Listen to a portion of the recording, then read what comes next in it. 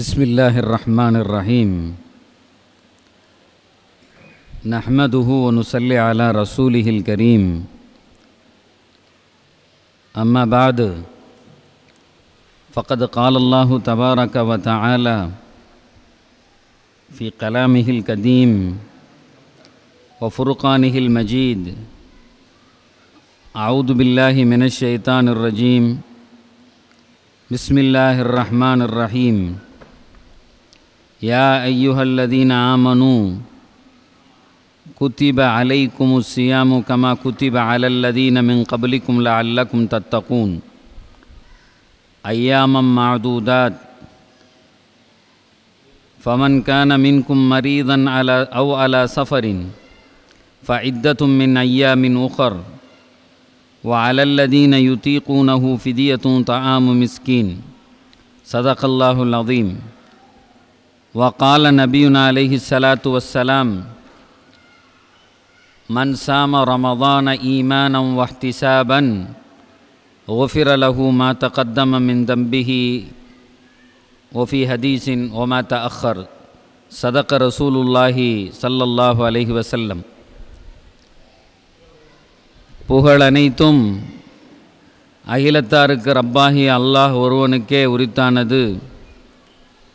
சலவாத்தும் சலாமும் நம் உயிருக்குயிரான உயிரினும் மேலான கண்மணி நாயகம் முஹம்மதுன் ரசூலுல்லாஹ் ஸல்லல்லாஹு அலைஹி வஸல்லம் அன்னவர்கள் மீதும் அன்னாரின் வழியிலே வந்த சத்திய சஹாபாக்கள் தோழர்கள் நல்லவர்கள் குறிப்பாக இந்த நிகழ்விலே குழுமி இருக்கிற நம் அத்துணை பேர்கள் மீதும் அல்லாஹுவின் பேரருள் என்றென்றும் உரித்தாவதாக. அல்லாஹு ரப்புல் இஸ்ஸத் நமக்கு செய்திருக்கிற ஒரு பெரிய உபகாரத்தின் வெளிப்பாடாக இது போன்ற நிகழ்வுகளிலே நம்மை கலந்து கொள்ளச் செய்கிறான். அல்லாஹ் இந்த நிகழ்வை அவன் பொருந்தி கொண்ட நிகழ்வாக பாக்கியமிக்க நிகழ்வாக ஆக்கித்தர வேண்டும்.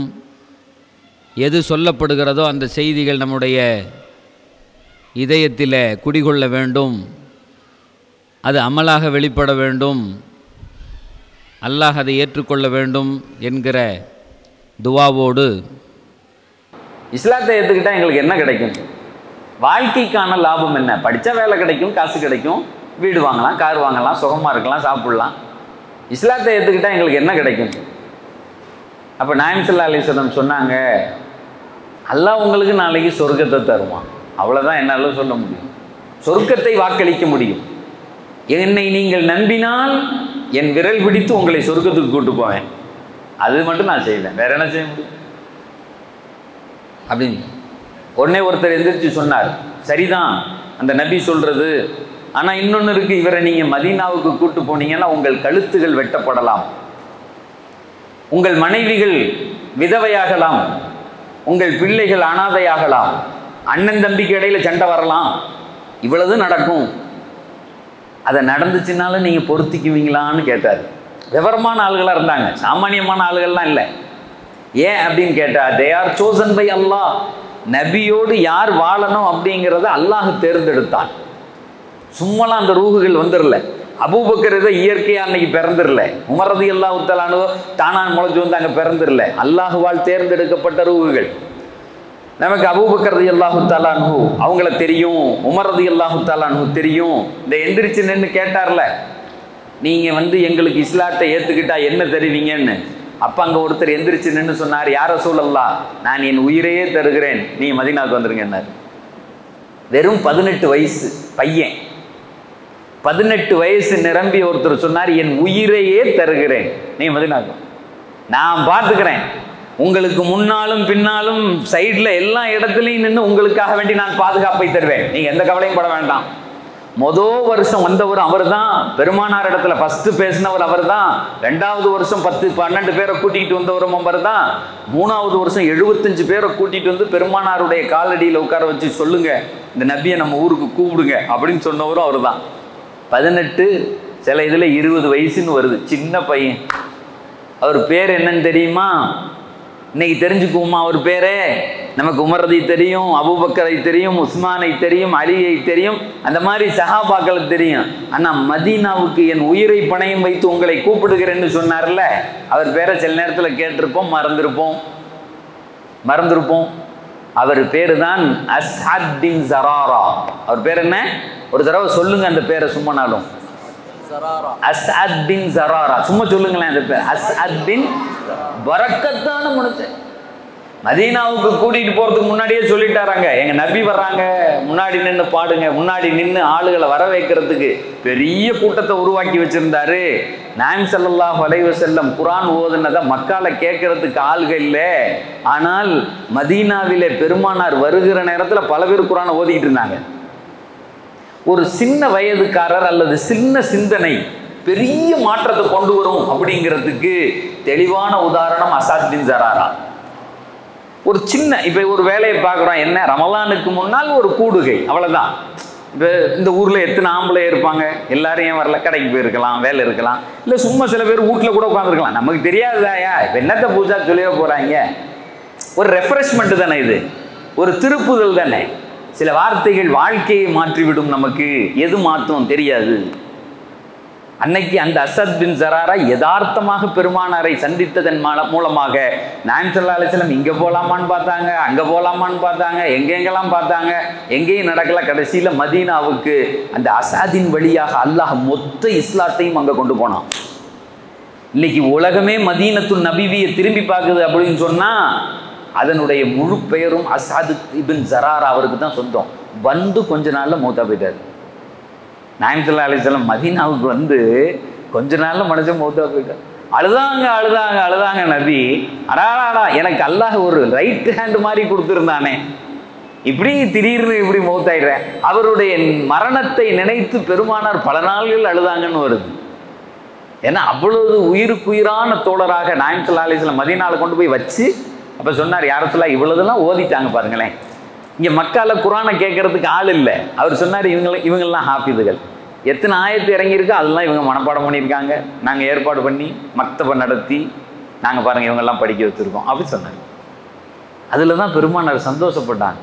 ஒரு நல்ல சிந்தனை ஒரு இடத்துல உருவாகுது அப்படின்னு சொன்னால் அதிலிருந்து ஒரு பெரிய மாற்றம். இன்னைக்கு உலகம் முழுக்க மதீனாவை நோக்கி திரும்பி இருக்கிறது அப்படின்னு சொன்னால் அங்கே என்ன பாலைவனம் தானே அந்த ஊர். அங்கே என்ன இருக்குது? அந்த ஊருக்கு பேர் எஸ்ரிப். அந்த ஊருக்கு பேர் எஸ்ரிப், பாலைவனத்துக்கார மக்கள். அங்கே மக்கால உள்ளவங்க பூரா ட்ரேடர்ஸ், தொழிலாளர்கள், தொழிலதிபர்கள், வெளியே போவாங்க வருவாங்க. ஆனால் மதீனாக்காரங்களுக்கு எதுவுமே தெரியாது. ஊருக்குள்ளே அந்த பணத்தை, இந்த மரத்தை வைப்பாங்க, பேரிச்சம்பழ மரத்தை, அதை சாப்பிடுவாங்க, அதை விற்பாங்க, அப்படி மௌத்தா போயிடுவாங்க, அவ்வளோதான். ஆனால் இன்னைக்கு உலகம் முழுக்க எல்லா ஊரில் உள்ள பல வகைகளையும் அல்லாஹ் அங்கே கொண்டு வந்து வச்சுருக்கான். எல்லா நாட்டில் கிடைக்கக்கூடிய நல்ல பொருளும் முதல்ல மதீனாவுக்கு வரும். நீங்கள் நம்புறீங்களோ இல்லையோ, காஷ்மீரில் முதல் நாள் நைட்டு பறிக்கக்கூடிய அந்த ஆப்பிள் மக்காவுக்கும் மதீனாவுக்கும் வருது. ஃப்ரெஷ்ஷாக அங்கே சாப்பிட்லாம், வேறு எங்கேயும் கிடைக்கவும் கிடைக்காது. ஒரு தடவை அங்கே வெளிநாட்டில் போயிருக்கும்போது, நான் வந்து துபாயில் ஒரு 8 வருஷம் ஒரு கம்பெனியில் ஒர்க் பண்ணிக்கிட்டு இருந்தேன். அந்த நாட்டுக்கு வெளியில் சவுதிக்கு போயிருக்கும்போது அங்கே ஒரு டீ போட்டு கொடுத்தான். அந்த டீ தூளே எப்படி இருந்துச்சுன்னா பொன்னிறமாக இருக்குது, கோல்டிஷாக இருக்குது. அந்த டீ தூள் எடுத்த உடனே நல்லா அழகாக பார்க்குறதுக்கே அப்படி இருந்துச்சு, ஆனால் பெரிய மனம் இல்லை. அப்புறம் அந்த டீயை போட்டு வடிகட்டி குடித்தா, நான் வாழ்க்கையில் அப்படி ஒரு டீ குடித்ததே இல்லை. நான் வாழ்க்கையில் அப்படி ஒரு டீ குடித்ததே கிடையாது, அந்த மாதிரி டீ. அப்போ அவர்கிட்ட கேட்டேன், இது எந்த நாட்டிலேருந்துங்க இந்த டீ தூள் வருது? அவர் சொன்னார், அஸ்ஸாம்லேருந்து வருது. என்னது அஸ்ஸாம்லேருந்து? அஸ்ஸாம் எங்கள் ஊர் தானே அப்படின்னா, அவன் உடனே சொன்னான்ல, லா யும்கின் லக அன் தஷ்தரி ஹாதிஹில் அஷ்யா ஃபீ பலதிக். You cannot buy this one in your country. This is the first quality. அது இம்போர்ட்டுக்கு உள்ளது. இதை உன் நாட்டில் தலைகள்னு கோடி ரூபா கொடுத்தாலும் தரமாட்டான், பேக் பண்ணி இங்கே அனுப்பிச்சிடுவான். எப்படி சுகமாக சாப்பிட்றான்? நம்ம ஊரில் உள்ள விளையிற காஷ்மீருடைய ஆப்பிள் முதல் தரம் அங்கே கிடைக்குது, நம்ம ஊரில் விளையிற டீ தூளுடைய முதல் தரம் அங்கே கிடைக்குது. நீ ₹1,00,000 கொடுத்தாலும் நீ அந்த டீயை குடிக்க முடியாதுங்கிறானே. நான் எங்கே போனாலும் ஒரு 2 பேர் சாராயம் குடிச்சிட்டு பஸ்ஸில் பேசிக்கிட்டே போனான். இந்த கதையை எங்கேயும் சொல்லுவேன். சமீபமாக கொஞ்ச நாளைக்கு முன்னாடி 2 பேரும் பேசிக்கிட்டே போகிறான். இவனும் தண்ணி அடிச்சிருக்கான், அவனு தான். இப்போ அப்படி தானே இருக்குது உலகத்தில். ஒரு ஆட்டோவில் அன்னைக்கு போகிறேன், ஏத்தாப்புல சர்ன்னு ஒருத்தன் போனான். இங்கே பாருங்க நாடு எப்படி குட்டிச்சோராக போச்சு, சாராயத்தை குடிச்சிட்டு எப்படி போகிறான் பாருங்க அப்படின்னு சொன்னேன். தண்ணி அடிச்சுட்டு எப்படி போகிறான் பாரு. உடனே அந்த ஆட்டோக்காரன் சொல்கிறான், தண்ணி சாப்பிட்ருக்காரு சொல்லுங்கள் சார் அப்படிங்கிறான். தண்ணி அடிச்சுட்டு போகிறாங்கிறத கூட அவன் பொறுத்து, தண்ணி சாப்பிட்ருக்காரு சார் சொல்லுங்கள் சார், நீ தெளிவாக இருக்கியாடான்னு கேட்டேன். கேட்கணும்ல, நம்மளை கொண்டு போய் எங்கேயாவது நடுத்தரில் இறக்கிட்டான்னா. இப்போ இந்த 2 பேர் பஸ்ஸில் பேசிட்டு போகிறான். ஒருத்தன் சொல்கிறான், ஏண்டா மாப்பிள்ள சாராயம் குடிச்சு உன் உடம்பை ஏன்டா இப்படி கெடுத்துக்கிற அப்படின்னு கேட்குறான். அதுக்கு இன்னொருத்தன் அதுக்கு பதில் சொல்கிறான், நல்லா தெளிவாக கேளுங்க. ஏன்னா அவங்க தெளிவில்லாமல் பேசுகிறாங்க, ஆனால் தெளிவாக பேசுகிறாங்க. அதுக்கு அவன் இன்னொருத்தன் பதில் சொல்கிறான், இந்த டீ கடைக்காரன்லாம் ஒழுங்காக டீ போட்டால் நம்ம ஏன்டா இந்த கடைக்கு போக போகிறோங்கிறானே. இந்த நம்ம ஊரில் இந்த டீ கடை வச்சுருக்கான்ல சார், இவெல்லாம் ஒழுங்காக போட்டால் நம்ம ஏன்டா டாஸ்மார்க்கு போகிறோம் அப்படிங்கிறானே. எனக்கு ரொம்ப நாள் சந்தேகம் அப்போ தான் தீர்ந்துச்சு, நமக்கு மட்டும்தான் அந்த டீ நல்லா இல்லையோ அப்படின்னு திருச்சியில் ஒவ்வொரு கடையாக தேடி பிடிக்கிறோம்னா அவங்களுக்கும் அதே பஞ்சாயத்து தான். அப்போ அவன்கிட்ட கேட்டேன், இந்த டீ தூள் எங்கேயா? அதெல்லாம் வாங்க முடியாது சார் அப்படின்ட்டான். வெளிநாடுகளில் இருக்கிறவங்களுக்கு தெரியும் ஃபஸ்ட்டு குவாலிட்டி எதுவோ அந்த மண்ணில். எங்கள் இப்ராஹிம் அலைஹிஸ்ஸலாம் அங்கே நின்று துவா செய்தாங்க, என் பிள்ளை இங்கே வரப்போகுது, காபத்துல்லாவை கட்டிட்டேன், அதனால எல்லா உலகத்தில் உள்ள சமராத்துகளையும் எல்லாம் இங்கே கொண்டு வந்து சேருன்னாங்க. இன்னி அஸ்கன்து மின் துர்ரியதி பிவாதின் கைரி தி ஸரஇன் இந்த பைத்திக்கல் முஹர்ரம் ரப்பனா லியுகீமஸ் ஸலாத வஜஅல் அஃபீதத்தம் மினன் நாஸி தஹ்வி இலைஹிம் வர்ஸுகுஹும் மினஸ் ஸமராத். யா அல்லாஹ், உலக மக்களுடைய மனங்களை இதன் பக்கம் திருப்புவாயாக. அப்படி ஒரு துவா கேட்குறாங்க, ஒரு நபி கேட்குறாங்க, எல்லாம் உலக மக்களுடைய மனங்களை இங்கே திருப்புவாயாக. சார், ஒரு சாதாரண கிராமத்தில் இருக்க ஒரு முஸ்லீமை கூப்பிட்டு உங்கள் கடைசி ஆசை என்னன்னு கேளுங்க, ஹஜ்ஜிக்கு போகணுமா. நீங்கள் என்னங்க சம்பாதிக்கிறீங்க? டெய்லி 300 ரூபா. ஆனால் என் ஆசைங்க ஹஜ்ஜிக்கு போகணுங்க. எழுதி வச்சுக்குங்க, கோடீஸ்வரனுக்கு கிடைக்காதது சாதாரண கூலி ஆளுக்கு ஹஜ்ஜி சில நேரத்தில் கிடைச்சிடும். டெய்லி 100 ரூபா 200 ரூபா ஒரு கடை வச்சிருப்பாரு, 1000 ரூபா ஓடும். ஆனால் இங்கே ஊரில் பெரிய கோடீஸ்வரன், அவனுக்கு ஹஜ்ஜிக்கு போக முடியாது. ஆனால் அந்த கூலி கடைக்காரருக்கு அல்லாஹ் தஆலா அப்படி ஒரு பாக்கியத்தை தந்துடுவான், போயிட்டு வந்துடுவார். ஏன் அப்படின்னு கேட்டால், அழைப்பு அங்கிருந்து வரணும், அல்லாஹ் கூப்பிடணும், என் வீட்டுக்கு நீ வாத்தாங்கணும். ஏன் அப்படின்னு கேட்டால், வி ஆர் த கெஸ்ட், நாம் எல்லாம் அல்லாஹ்வினுடைய விருந்தாளிகளாக போகிறோம். அழைப்பு வந்தால் தான் போக முடியும், விருந்தாளி சும்மா போக முடியுமா? அந்த இடத்துல இருந்து துவா செஞ்சான், வர்ஸுகுஹும் மினஸ் ஸமராத். நீங்கள் போய் பாருங்க, அங்கே உள்ள பழ மார்க்கெட்டில் எத்தனை வகையான டேட்ஸு, எத்தனை வகையான ஆப்பிள், எத்தனை வகையான உணவுகள் நம்ம வாழ்க்கையிலே பார்த்துருக்க மாட்டோம். அப்படிப்பட்ட உணவுகளை அல்லாஹ் தஆலா அந்த மக்கா மதீனாவுடைய மண்ணில் அல்லாஹ் பரக்கத் செஞ்சுதன்னா. அந்த மதீனா யத்ரிப் வெறும் புழுக்கைகளின் நகரமாக இருந்த ஒரு ஊரை எங்கள் பெருமானார் அங்கே போன உடனே மதீனத்துன் நபி, the city of the prophet, பேரே மாறிடுச்சு. முனவ்வர், அல் மதீனத்துல் முனவ்வரா. என்ன பேர்? முனவ்வர்னா ஒளி பொருந்திய ஒரு ஊராக மாறிவிட்டது. இன்னைக்கு உலகத்தில் இருக்கக்கூடிய ஒரு கடைகோடி முஸ்லீம் கூட என் வாழ்க்கையில் ஒரு தடவை அந்த மண்ணை நான் போய் மிதிச்சுட்டு வரணுங்கிறான். அந்த மண்ணில் நான் போய் கால் வச்சா எனக்கு பரக்கத்துங்கிறான். அல்லாஹ் எப்படி மாற்றினான்? சகோதரர்களே, ஒன்றை விளங்கிக் கொள்ளுங்கள், அவ்வளவுக்கும் காரணம் அஸ்அத் பின் ஸராரா. 18 வயசுல வாங்குங்க கூப்பிட்டார்ல, வாங்குங்க என் கழுத்து எடுத்துருவானான்னு பார்ப்போன்னு பேசினார்ல, அந்த வீரமும் அந்த ஜோஷும் அந்த ஈமானும் ஒரு பெரிய மாற்றத்தை கொண்டு வந்து தந்துச்சு. நாயகம் ஸல்லல்லாஹு அலைஹி வஸல்லம் அவர் கூப்பிட்டாருன்னு கிளம்பி போய் அங்கே மதீனால அந்த வரலாறு, அற்புதமான வரலாறு, நான் அடிக்கடி படிச்சுட்டு அழுகிற வரலாறு. நாயகம் ஸல்லல்லாஹு அலைஹி வஸல்லம் இன்னைக்கு காலையில் கூட ஒரு கிளாஸில் பாடம் நடத்திக்கிட்டு இருந்தேன். நாயகம் ஸல்லல்லாஹு அலைஹி வஸல்லம் மக்காலிருந்து வெளியே வந்து சிஸ்டத்தை ஒத்துக்கிட்டாங்க. உடனே கிளம்பி போகலை, ஒரு குகையில் போய் 3 நாள் தங்கினாங்க. பெருமானாருடைய வாழ்க்கை முழுக்க இந்த உலகத்தினுடைய சிஸ்டத்தை ஒத்துக்கிறது, உணவை ஒத்துக்கிறது, இந்த உலகத்தில் என்ன நடக்குதோ ஏற்றுக்குது, எல்லாம் டைம் பிரகாரம் நடக்குது. இவ்வளவு பெரிய சூரியன் காலையில் வருது, மாலையில் அடையுது, சந்திரன் வருது போகுது, இது எல்லாத்துக்குமே ஒரு சிஸ்டம் உண்டு. இந்த உலகத்தில் சிஸ்டத்தை ஒத்தா மட்டும்தான் நம்மளால் வாழ முடியும். நம்மளா ஒரு இதில் அல்லாஹ் பார்த்துக்குவான், அப்படிலாம் இங்கே இல்லை. அல்லாஹ் பார்த்துக்குவான், ஆனால் இதோட சேர்ந்து தான் போகணும்னு எங்கள் பெருமானார் சொல்லி கொடுக்குறாங்க. அற்புதமான வாழ்க்கையை நாயகம் ஸல்லல்லாஹு அலைஹி வஸல்லம் அவங்க சொல்லித்தராங்க. போய் ஒரு சவுறு குகையில் ஒளிஞ்சிக்கிறாங்க. ஊட்ட விட்டு வெளியே வரும்போது கண்ணு தெரியலை, எதிர்த்தாப்புல நின்னவனுக்கு. அதே கண்ணு தெரியாமல் அப்படி மதீனாவுக்கு போக வேண்டியது தானே, போகலை. நமக்கு பாடம். ஒரு குகையில் போய் 3 நாள் விழுது. அப்புறம் இங்கேருந்து கிளம்பி 2 நாள் கழிச்சு இப்படி வர்றாங்க. மெயின் ராஸ்தா, இந்த சைடு போனால் மதீனா, இந்த சைடு போனால் மக்கா. ஊரை விட்டு சுற்றி வேற வழியாக போய் வந்து அந்த அதில் ஏறுறாங்க. அந்த வரலாறு அழகாக சொல்லுவாங்க. நாயகம் ஸல்லல்லாஹு அலைஹி வஸல்லம் அந்த இடத்துல வந்த உடனே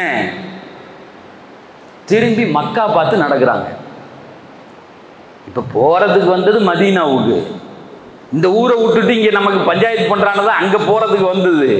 ஆனால் வந்து நின்றுக்கிட்டு மதீனாவிலிருந்து மக்காவுக்கு போகிற ரோட்டில் நடக்கிறாங்க ரசூல்லா. கூட வந்தவர் உரைக்கீத், அப்துல்லாஹ் இப்னு உரைக்கீத்தின் வழிகாட்டி. அவர் சொல்கிறாரு, முஹம்மது இப்படி போகணும், முஹம்மது இப்படி போகணும் அப்படிங்கிறாரு. நான் கேட்கவே இல்லை. இப்படி போயிட்டு ஜிப்ரீல் இறங்கிட்டாங்க. அல்லாஹ்வினுடைய நேரடியான வழிகாட்டுதலில் தான் நாயகம் ஸல்லல்லாஹு அலைஹி வஸல்லம் முழு அந்த ஹிஜ்ரத்தினுடைய வரலாறும் நிகழ்ந்தது. ஜிப்ரீல் இறங்கிட்டாங்க. இறங்கி சொன்னாங்க, யா ரசூலல்லாஹ் என்ன ஆச்சு, ஏன் திரும்ப மக்கா பக்கம் போகிறீங்க? இங்கிட்டு போகணுன்னு அவர் சொல்கிறார்ல, மதீனா அல்லாஹ் இங்கெல்லாம் உங்களை போக சொல்லியிருக்கான் அப்படின்ன உடனே, வரலாறு சொல்லும் சகோதரர்களே, எங்கள் நபி யார் அப்படிங்கிறதுக்கு வரலாறு ஒரு சின்ன பிள்ளை மாதிரி தேம்பி தேம்பி அழுதாங்க. அதை பார்த்துட்டு, இதுதான் இது என் தாய் வீடு. நபி சொன்னாங்க, என் தாய் வீடு. லவுலா அன்னக்கும் உஹ்ருஜூனி, இவர்கள் மட்டும் என்னை வெளியாக்க விடலாய், மா ஹரஜ், I will never went out, நான் எங்கேயும் போக மாட்டேன். என் வீடு அல்லாஹ்வின் வீடு இருக்கக்கூடிய ஒரு மகத்தான ஊர் அது மக்கா. நான் போறேனே, நான் உன்னை விட்டுட்டு போறேனே, நபி கண்ணிலேருந்து தண்ணியா ஊத்துது. அப்படியே நிற்கிறாங்க. நிற்கிற நேரத்தில் அல்லாஹ் ஒரு வசனத்தை இறக்கி வைக்கிறான். அந்த வசனம் மக்காலையும் இல்லை, மதீனாவிலையும் இல்லை, நடுத்தரில் நிற்கும் போது அல்லாஹ் ஒரு வசனத்தை இறக்குறான். அல்லாஹு ராத்தூக், அல்லாஹ் உங்களை என்ன செய்வான், நபியே நீங்க ஒன்றும் கவலைப்பட வேண்டாம், நீங்கள் அடிமையாக திருட்டுத்தனமாக பயந்து கொண்டு அந்த ஊருக்கு போறவர் இல்லை. மக்காவுக்கு நீங்கள் நுழைகிற போது ராஜாவாக நுழைவீர்கள். உங்களுக்காக வேண்டி ஊரே பணிந்து நிற்கும். காபத்துல்லாவினுடைய சாவி உங்கள் கரத்தில் தரப்படும். நீங்கள் மன்னராக நுழைய போகிற இடம் இப்ப வேண்டாம். அல்லாஹ் இன்னல்லாஹ ராத்தூஹி இலைக் அப்படின்னு வருது அந்த ஆயத்துல. அந்த ஆயத்தை ஜிப்ரீல் கொண்டு வர்றாங்க. கொண்டு வந்து சொல்றாங்க, அல்லாஹ் உங்களுக்கு வஹி அறிவித்திருக்கிறான், அல்லாஹ் உங்களை மன்னராக திருப்புவானாம், இப்ப வேண்டாம், திரும்பி மதீனாவுக்கு போ. அந்த ஆயத்துக்கு விளக்கம் எழுதுகிற பிறகு எங்க நபி அழுதுகிட்டே அப்படி திரும்பி போனாங்க. மதீனாவுக்கு அழுதுகிட்டே போனாங்க. அல்லாஹு அக்பர். இப்படி அந்த மதீனாவினுடைய மண்ணை தந்து அல்லாஹு தாலா இஸ்லாத்தினுடைய எல்லா கடமைகளையும் அங்கேதான் ஆக்கினான். இந்த நோன்பினுடைய கடமையும் அங்கேதான் ஆனது. சரி, இந்த நோன்பை குறித்து நாம் என்ன விளங்கி வச்சிருக்கோம், இந்த குர்ஆன் நமக்கு என்ன சொல்லுது, அவ்வளவுதான் நான் சொல்ல போறேன். நிறைய விஷயங்கள் எல்லாம் பேசுவதற்கல்ல. என்ன கேட்டா, பல வருஷமா நம்ம ரமலான்ல தராவி தொழுகிறோம், நம்ம கேட்கிறோம், பயான்கள் கேட்டுக்கிட்டே இருக்கோம். ஆனா இந்த குர்ஆன் என்னிடத்தில் இந்த ரமலானில் என்ன எதிர்பார்க்கிறது, அவ்வளவுதான். ஒரே ஒரு செய்தி, அந்த 5 ஆயத்துக்கும் என்ன நமக்கு என்னிடத்தில் 2025 இது பேச விளைகிற செய்தி என்ன அப்படிங்கிறத சொல்லிட்டு இன்ஷா அல்லாஹ் நான் என்னுடைய உரையை முடித்து விடுவேன். முதல் செய்தியில் அல்லாஹ் சொல்றான், நோன்பு வந்துச்சு அப்படின்னு சொன்னா நீங்க நோன்பு வைங்க அப்படின்னா.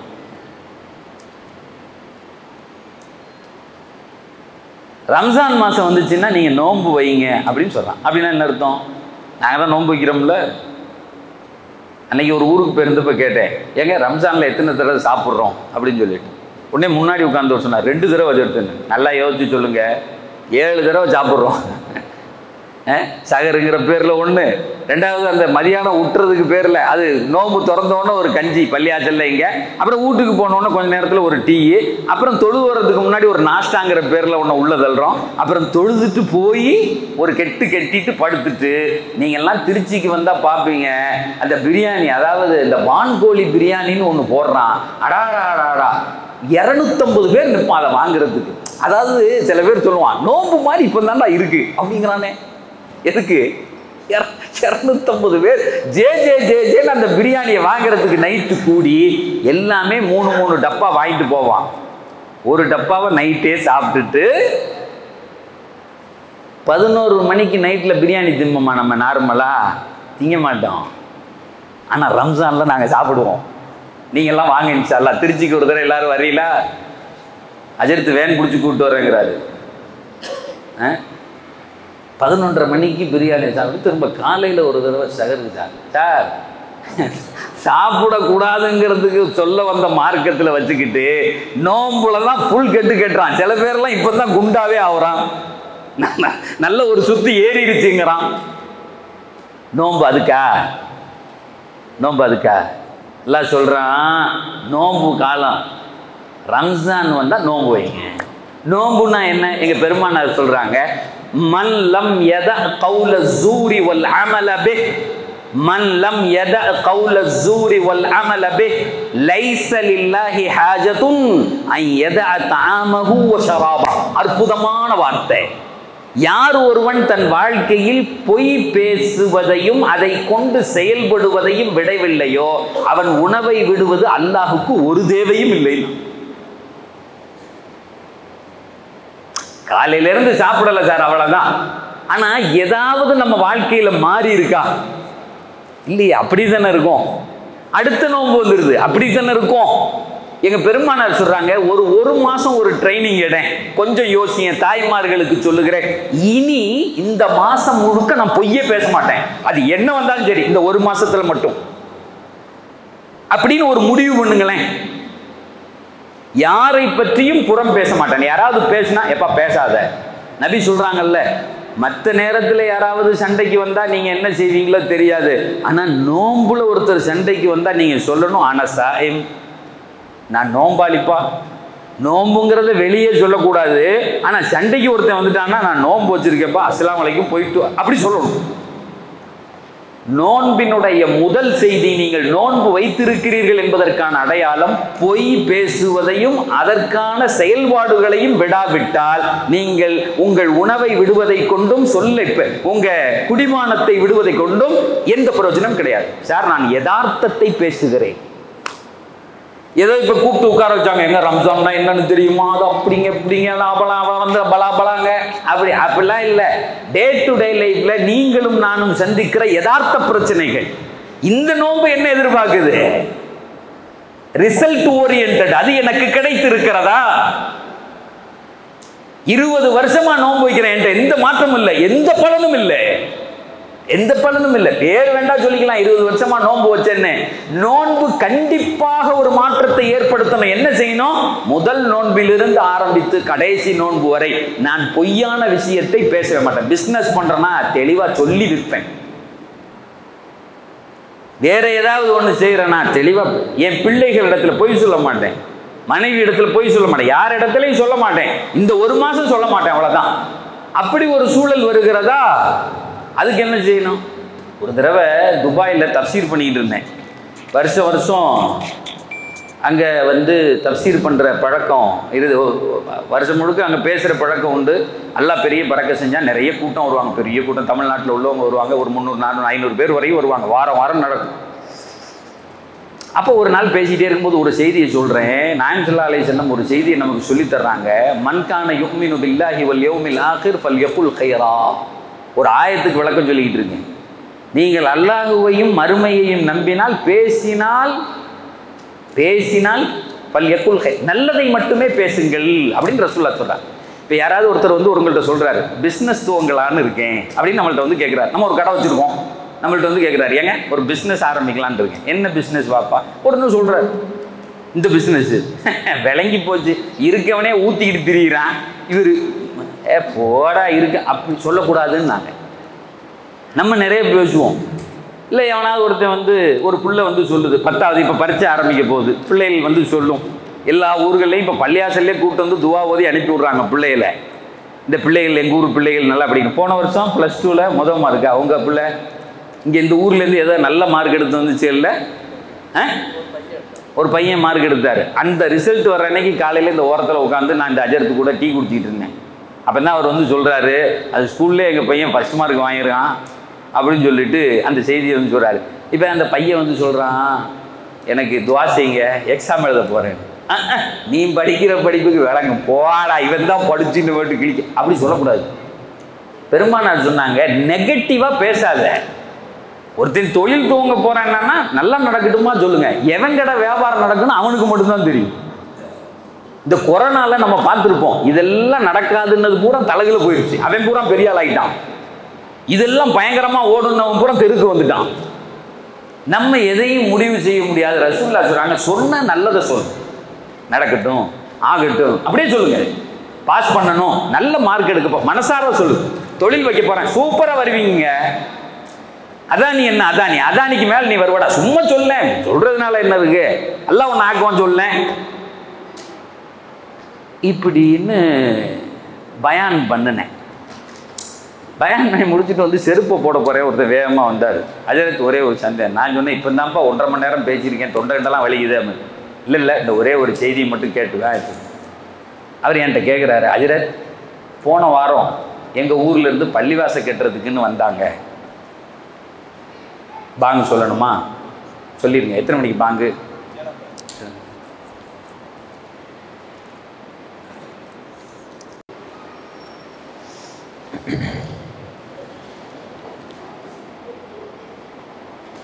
பிஸ்மில்லாஹிர் ரஹ்மானிர் ரஹீம். அந்த மதீனாவுக்கு போன நேரத்தில் இறங்கி ஆயத்து அது திடீர்னு ஞாபகம் வந்துச்சு. இன்னல்லதி ஃபரத அலைக்கல் குர்ஆன் அல ராத்துக இலா மஆத் அப்படின்னு நல்லா சொல்கிறான். எந்த வேதத்தை உண்மையான நான் அல்லாஹ் இறக்கினானோ அவனே உங்களை திருப்பி கொண்டு வருவான் அப்படின்னு சொன்னான். இப்போ இந்த செய்திக்கு வந்துடுறேன். இந்த நண்பர் என்கிட்ட வெளியே வேகமாக வந்தார்.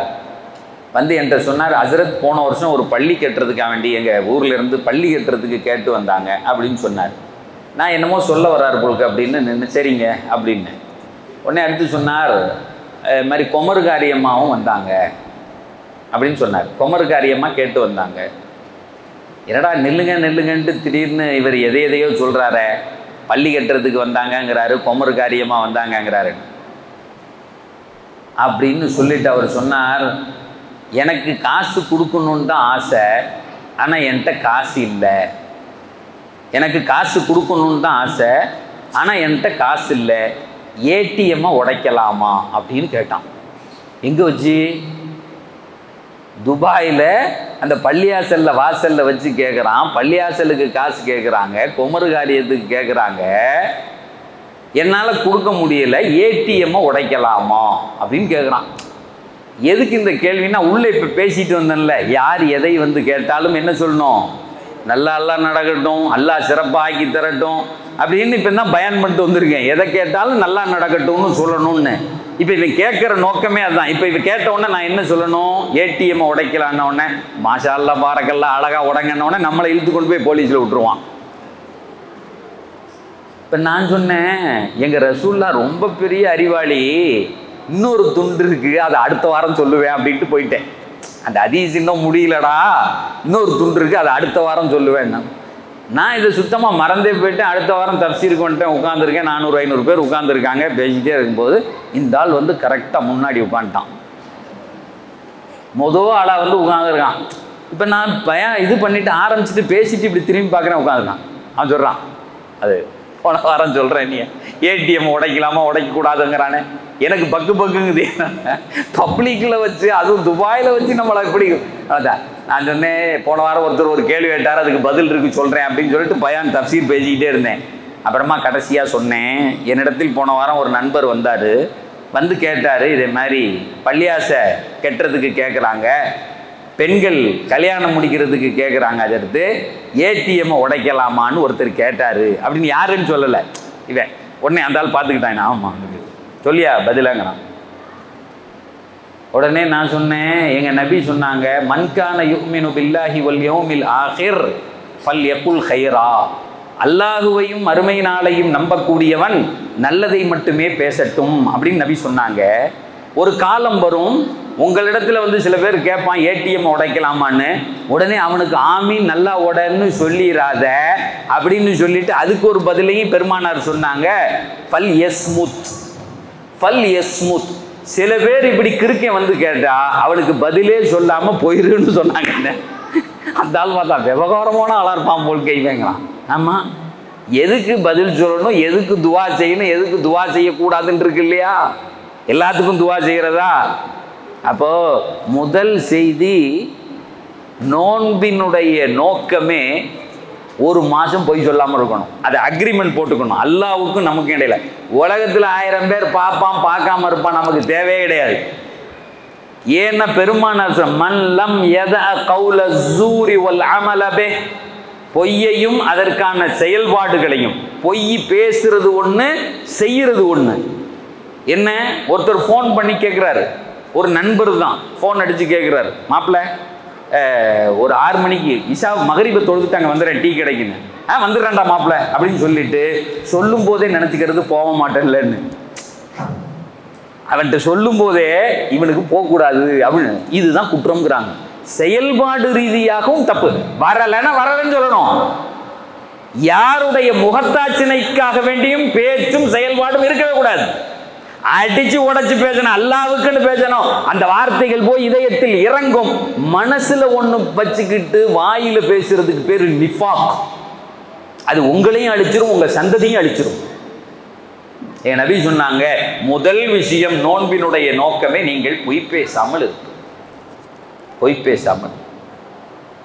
இரண்டாவது, இந்த நோன்பினுடைய நோக்கம் உங்கள் தொழுகைகளை சரி செய்வது, இபாதத்துகளை சரி செய்வது. அதுல முதல் செய்தி தொழுகை. நீங்க சுன்னத்தான தொழுகையை தொழுதாலே ஃபர்து நன்மை கிடைக்கும் நாங்க எங்க நபி. ஃபர்தான தொழுகையை தொழுதால் அல்லாஹ் கணக்கில்லாமல் தருவான்னாங்க. சரி, தொழுகிறதுனால இந்த ரமலானின் வழியாக நமக்கு என்ன கிடைக்கும்? இந்த ரமலான்ல தொழுகிறதுனால என்ன கிடைக்கும்? அல்லாஹ் குர்ஆன்ல சொல்றான், தொழுகை இருக்கிறதே, இன்ன ஸலாத்த தன்ஹா அனில் ஃபஹ்ஷாஇ வல் முன்கர் அப்படின்னு சொல்றான். 30 வருஷம் 40 வருஷம் தொழுகிறோம், ஆனா இந்த ரிசல்ட் இல்லைன்னா அந்த தொழுகை இல்லைன்னா அல்லாஹ். என்ன முதல் செய்தி? இன்ன ஸலாத்த, தொழுகை இருக்கிறதே, தன்ஹா அனில் ஃபஹ்ஷா, உன்னுடைய சிந்தனையில காம சிந்தனையை எடுக்கணும். காம சிந்தனை இருக்குல்ல, அடுத்த அந்நிய பெண்ணை அவள் அனுமதி இல்லாமல் அவள் அழகை ரசிப்பது, மோசமா கீழ்த்தரமாக யாரை பார்த்தாலும் பார்ப்பது, அல்லது இந்த மொபைலை கையில் எடுத்துக்கிட்டு எவனும் பார்க்கல அப்படிங்கிறதுக்காக வேண்டி அந்நிய பெண்களுடைய போட்டோக்களை நிர்வாணமா பார்க்கறது. நான் 5 வேளை தொழுகிறேன், இதையும் பார்க்கிறேன்னா உன் தொழுக வேலையே செய்யலன்னு குர்ஆன் சொல்லுது. It's not my statement, this is the statement of Allah. இன்ன ஸலாத்த தன்ஹா அனில் ஃபஹ்ஷா, ஒரு நாள் ஒரு வக்து அல்லாஹ்வுக்காக வேண்டி தொழுதால் அந்த சிந்தனையே மண்டையை விட்டு எடுக்கப்படும்.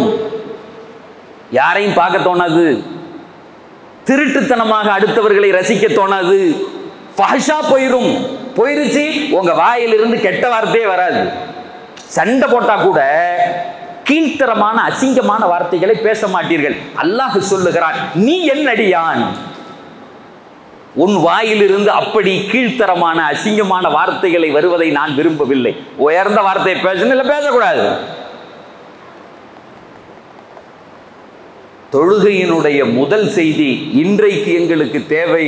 எங்களுடைய பிள்ளைகள், எங்களுடைய இளைஞர்கள், ஆண்கள் மட்டுமல்ல, சமீபமாக வருகிற குறிப்புகளில் பெண்களும் சேர்த்து, இளைஞர்கள் மட்டுமல்ல பெரியவர்களும் பான் அடிக்ட், அந்த ஆபாச வீடியோக்களை பார்ப்பதில் தங்களையே இணைத்துக் கொண்டு கிடக்கிறார்கள்.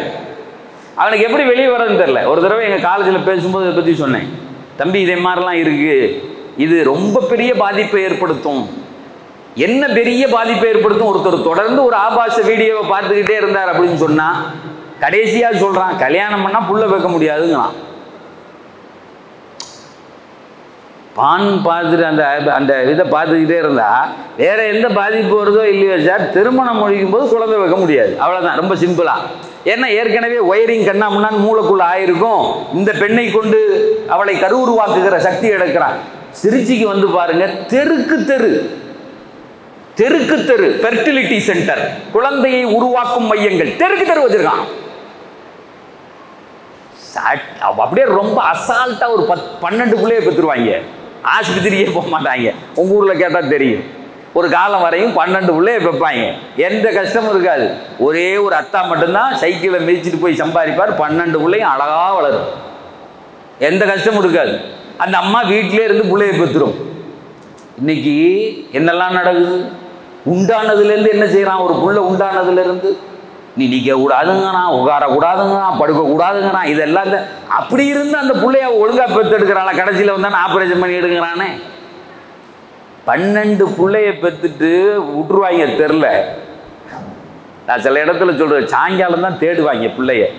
நைட்டு மகரிப் ஆனோன்னா 1 2, அப்போ டிவிலாம் கிடையாது, இல்லை 1 2 3 4 காணும். அடே இந்த 4 காணும்டா, தேடுறா எங்கன்னா அவன் ஒரு வைக்க பொருளை படுத்து கிடப்பான். அவன் அசருக்கு போயிருப்பான், அசந்திருப்பான், அப்படி சாஞ்சிருப்பான், தூங்கியிருப்பான். வைக்க போறோட கொண்டு வந்து வீட்டுக்குள்ளே போடுவாங்களே. ஒத்த பிள்ளைய பெற்று வச்சுக்கிட்டு அம்மா ஒரு சைடு இழுக்கிறான், அப்பன் ஒரு சைடு இழுக்கிறான். என்னடா வாழ்க்கை வாழ்றான்? இன்னைக்கு அந்த ஒத்த பிள்ளைய பெக்கிறதுக்கே படாத பாடுபட்டு அதை எல்லாத்தையும் செஞ்சு கொடுக்குறான்.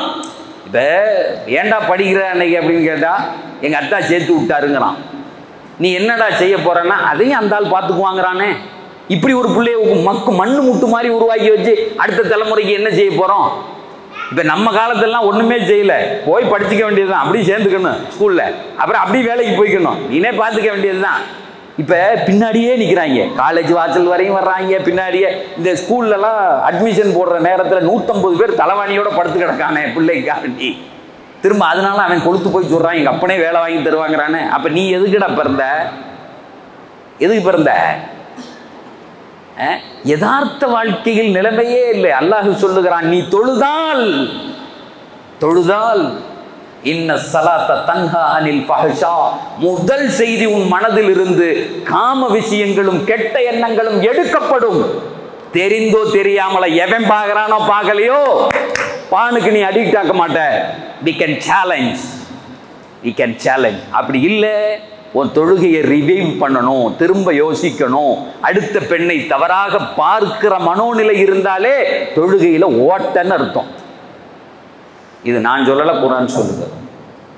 ஒல் முன்கர், தடுக்கப்பட்ட காரியத்தில் வெறுப்பு வரும்.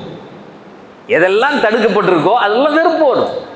என்ன தடுக்கப்பட்டது? ஒரு உதாரணத்துக்கு சொல்லலாம். அல் அஜ்லத்து மினஷ் ஷைத்தான் அப்படின்னு நபி சொன்னாங்க. வேகம் என்பது ஷைத்தானின் குணம்னாங்க. 120ல போறானே பைக்கில், அந்த பையன் பெரிய தாடி வச்சிருக்காரு, 5 வேளை தொழுகிறாரு, 120ல போறாரு. போனா என்ன நடக்கும் நமக்கு தெரியும்ல. இந்த பசங்கள்கிட்ட கேட்டா எஃப்இசெட் வச்சிருக்கான் ஒரு பையன், வேகமா, நான் அடிக்கடி சொல்றது, இப்போ காலேஜ் பையன் வேகமா வெளியே போனான். அவனை பார்த்துட்டு ஏன்டா இப்படி போறான் வந்து அடுத்து இன்னைக்கு மொபைல் நோண்டிக்கிட்டே வேற போறான். நம்ம ஒழுங்கா போறதுக்கு பிரச்சனை இல்லை, எத்தாப்புல வர்றவன் ஒழுங்கா வர்றானான்னு பார்க்க வேண்டியதா இருக்கு. அந்த டேபிள் அந்த இது மேலே தூக்கிட்டே இது மேலே டேங்க் மேலே வச்சுட்டு இப்படின்னு என்ன நீ என்ன அம்பானிக்கு பக்கத்து கூட இல்லை அதானியே நீ என்ன செய்ய போற? ஒன்னால பெரிய அதாபுடான்னு சொல்றது. ரொம்ப ஒரு வித்தியாசமான காலத்தில் நாம் வாழ்ந்து கொண்டு இருக்கிறோம். நான் கரெக்டா போறேன்லாம் சொல்ல முடியாது. எழுத்தாப்புல வரவன் எப்படி இருக்கான்னு நம்ம ஒதுங்கி போயிடணும். அந்த பையன் வேகமா போனான். காலேஜுக்கு வந்த உடனே கேட்டேன் அவனை கூப்பிட்டுலே, ஏன்டா இவ்வளவு வேகமா போனேன், பார்த்துட்டீங்களா சார் அப்படின்னா. அவன் பஞ்சாயத்து பார்த்துட்டீங்களா சார்னா. ஆமாடா சொன்னா, எனக்கு முன்னாடி ஒருத்தன் வேகமா போனான்னா. இப்ப பிரச்சனையே இவன் வேகமா போனான், அவன் எப்படி போகலாம்? இல்ல நான் ஓட்டுறேன் பாடுறா, எங்க அத்தா 300 சிசி 500 சிசி திருக்கி எடுக்கிறேன் பாடுறா அப்படின்னு நான் சொன்னேன். அவனுக்கு முன்னாடி ஒருத்தன் போனான் பாத்தியாடான்னு. அவனுக்கு நீ பார்த்து எவனுக்கு பின்னாடி வேகமா போனி, அவனுக்கு முன்னாடி ஒருத்தன் போனான் பாத்தியான்னு. அவனுக்கு ஒரு பார்க்கலையே சார், அவனே விரட்டி இருப்பானேன்னா. அந்த பயலுக்கு பேர் தான் இஸ்ராயில், உயிரை எடுக்கிற மலக்குன்னு. உயிரை எடுக்கிற மலக்கு, மலக்குள் மௌத்து அவனை கூட்டிட்டு போயிட்டு இருக்காரு காரியத்தை. நீ ஏன்டா போற, நீ வாழ வேண்டிய புள்ளடான்னு. அவனை நீ வாழணும், நீ ஏன் அவன் பின்னாடி போகணும்னு போற? சில பேர்லாம் அந்த முள்ளு 120 தொடுமா 200 தொடுமான்னு பார்க்குறானே. அன்னைக்கு ஒரு பையன் சொன்னான், அது 200 தொடுமா. அந்த முள்ளு தொடுதோ இல்லையோ, ஓ முள்ளு போயிருந்தானே. அதில் 120ல் போய் தொட்டு இப்போ என்ன நடக்க போகுது, 200ல் தொட்டு என்ன நடக்க போகுது, ஓ முள்ளு போயிடுச்சின்னு வையேன். அவன்கிட்ட சொல்லும்போது சொன்னேன், ஒரு தடவை கை உடைந்து விட்டால் அல்லாஹ் தந்த இந்த கையை மாதிரி திரும்ப உலகத்தில் பொருத்தவே முடியாது. எத்தனை டாக்டர் வச்சு பொறுத்து பழைய மாதிரி ஒன்னையும் கேரி பண்ண முடியாது, தூக்க முடியாது. ஒரு தடவை கால் உடைஞ்சிட்டா நீ திரும்ப ஓட முடியாது. இது அல்லாஹ் தந்த அமானிதம், அவன்கிட்ட கொண்டு போய் ஒப்படைக்கணும்ல திரும்ப. எல்லாம் நீ தந்த எனக்கு, நான் கொண்டு வந்து தந்து விட்டேன். உடைச்சு கொடுக்கிறதா? உடைச்சு போட்டு வாழ்க்கையில ஒவ்வொன்றுக்கும் கஷ்டப்பட்டுக்கிட்டு இருப்ப. இன்ன ஸலாத்த தன்ஹா அனில் ஃபஹ்ஷாஇ வல் முன்கர். அல்லாஹ் சொல்லுகிறான், தடுக்கப்பட்ட காரியத்தை எதையுமே நாட்டத்தை ஏற்படுத்தாது. தொழுகை தொழுகையாக இருக்க வேண்டும். தொழுகை தொழுகை. போன ரமலானுக்கு முதல்ல திருச்சியில் ஒரு பள்ளியாசலை கூப்பிட்டு இந்த பிள்ளையெல்லாம் சேர்ந்து சொன்னாங்க, அதில் அடிக்கடி இதை சொல்கிறீங்க, இந்த தொழுகையை பற்றி கொஞ்சம் சொல்லுங்கள். 4 வாரமோ 5 வாரமோ பேசணும். தொழுகையில் இருக்க வேண்டிய உள்ரங்கமான 6 குணங்கள் என்று குர்ஆனும் ஹதீஸும் பேசுகிறது. அந்த 6 குணம் இருந்தால் மட்டும்தான் அல்லாஹ் தொழுகையை ஏற்றுப்பான், இல்லைனா ஏற்றுக்க மாட்டான்னு சொல்லிட்டான். இப்போ எப்படி தக்பீர் கட்டுறோம், குனிகிறோம், நிமிர்றோம், சுஜூதுக்கு போகிறோம், இதெல்லாம் செய்கிறதுக்கு இந்த குனிகிறது மாதிரி, நிமிர்றது மாதிரி, நிற்கிறது மாதிரி 6 குணங்கள் இருக்குது. அந்த 6 குணங்களும் உள்ளே இருந்தால் தான் தொழுகை தொழுகையாக இருக்க. இல்லைன்னா முகத்தில் வீசப்படும் ஓட்டை விழுந்த துணிகளாக இருக்கும் தொழுகை. அப்படி சொன்னாங்க எங்கள் நபி, அப்படி சொன்னாங்க. அப்போ அப்படிப்பட்ட தொழுகையை வச்சுக்கிட்டு இந்த குணங்கள்லாம் எதிர்பார்க்க முடியாது. எது, நான் பான் பார்க்க மாட்டேன், நான் வேகமாக போக மாட்டேன், இந்த முன்கர் தடுக்கப்பட்ட காரியங்கள்லாம் செய்ய மாட்டேன். அது குர்ஆன் சொன்னது சத்தியம், 100க்கு 200% சத்தியம். அப்போ எங்கள் தொழுகைகள் இந்த ரமலானில் மாற வேண்டும். ஆணாக இருந்தாலும் சரி, பெண்ணாக இருந்தாலும் சரி, நோக்கம் அதுதான். இந்த ரமலானில் 2 ரக்காயத்து தொழுதாலும் யா அல்லாஹ் அந்த வேதத்தில் சொன்னல்ல இந்த தொழுகை இதை தடுக்குன்னு, அப்படிப்பட்ட தொழுகையாக என் தொழுகையை ஆக்கித்தா அப்படின்ட்டு நின்றுடணும். ஒரு ஹதீஸில் பெருமானார் சொல்கிறாங்க, அல்லாஹும்ம இன்னி அஊது பிக்க மின் ஸலாத்தின் லா தன்ஃபா, அல்லாஹும்ம இன்னி அஊது பிக்க மின் ஸலாத்தின் லா தன்ஃபா. தொழுகிறதுக்கு முன்னாடி இந்த துவாவை கேளுங்க, எனக்கு பயனில்லாத தொழுகையை விட்டு என்னை பாதுகாப்பாயாக. ரப்பே, என் தொழுகையை பயனுள்ளதாக ஆக்கி தருவாய். கேட்டுட்டு நில்லு, கேட்டுட்டு நில்லு. இந்த உலகத்தில் உன்னை படைத்த இறைவனை தவிர வேற யாராலும் அப்படிலாம் உள்ள சுத்தப்படுத்த முடியாது. வாய் பேசலாம், வாய் பேசலாம், அவன் மட்டும்தான் அதை சுத்தப்படுத்தி தருவான். அவன்கிட்ட மர்ஜா, அவன்கிட்ட திரும்பிடு. 2வது செய்தி நாம் இதிலிருந்து சொல்ல வருவது, முதல் செய்தி நோன்பினுடைய இலக்கணம், நோன்பு நோன்பாக இருக்க வேண்டும். அதற்கு முதல் காரணம், என் வாழ்க்கையில் இந்த நோன்பில் நான் பொய்யே பேச மாட்டேன், அடுத்தவர்களை பற்றி புறம் பேச மாட்டேன். இந்த 2ஐயும் வச்சுக்கணும். ஏன்னா புறம் அப்படிங்கிறது கரியை சாப்பிடுறதுன்னு குர்ஆன் சொல்லுது. யார் ஒருவன் அடுத்தவர்களை பற்றி புறம் பேசுகிறானோ அடுத்தவர்களுடைய கரியை சாப்பிடலாம். நோன்பு வச்சுக்கிட்டு ஒருத்தர் கறி சாப்பிட்டா நோன்பு கூடாது. இது உலகத்துக்கே தெரியுமா இல்லையா? அப்போ அடுத்தவர்களை பற்றி உடனே பெருமானார்ட்ட கேட்பேன், ஒமல் கீபா யார சொல்லலாம். கீபத்துனா என்ன, புறம் பேசுறதுனா என்ன, அடுத்தவர்களை பற்றி. ஒமல் கீபா யார், backbiting. What is backbiting? பெருமானார் இடத்துல கேட்கிறார்கள். ஒமல் கீபா யார சொல். திக்ருக்க அஹாக்க மா தக்ரா, ஒத்த வார்த்தையில் சொன்னாங்க. திக்ருக்க அஹாக்க மா தக்ரா, உன் சகோதரனுக்கு எது பிடிக்காதோ வெறுப்பாக இருக்குமோ அதை நீ பேசுவது, அதான் புறம் அப்படின்னு சொன்னாங்க. இப்போ நம்ம பொதுவாக என்ன சொல்லுவோம்னா, என்னங்க யாரை பற்றி பேச, அவர்கிட்ட இருக்கிறதானங்க சொன்னோம் அப்படி சொல்லுவோம். நம்ம என்ன சொல்லுவோம், எல்லாம் இல்லாதே சொல்லிட்டான், திருட்டு பையன் சொல்கிறான், இதில் என்ன பெரிய இது இருக்குது அப்படின்னு கேட்போம்ல நம்ம. இதே வார்த்தையை சஹாபாக்கள் கேட்குறாங்க. நான் சொல்லுவது என் சகோதரனிடத்தில் இருந்தால் அது புறமா அப்படின்னு கேட்டாங்க. அவர் வெறுக்கிறார் வெளுக்கலைங்கிறத விடுங்க சார், நான் பேசுறது என் சகோதரனிடத்தில் இருக்கிறது. இன்கான ஃபி அஹி மா அகூலு, நான் சொல்லுவது சகோதரனிடத்தில் இருந்தால் அது கீபத்தா, அது புறமா அப்படின்னு கேட்டாங்க.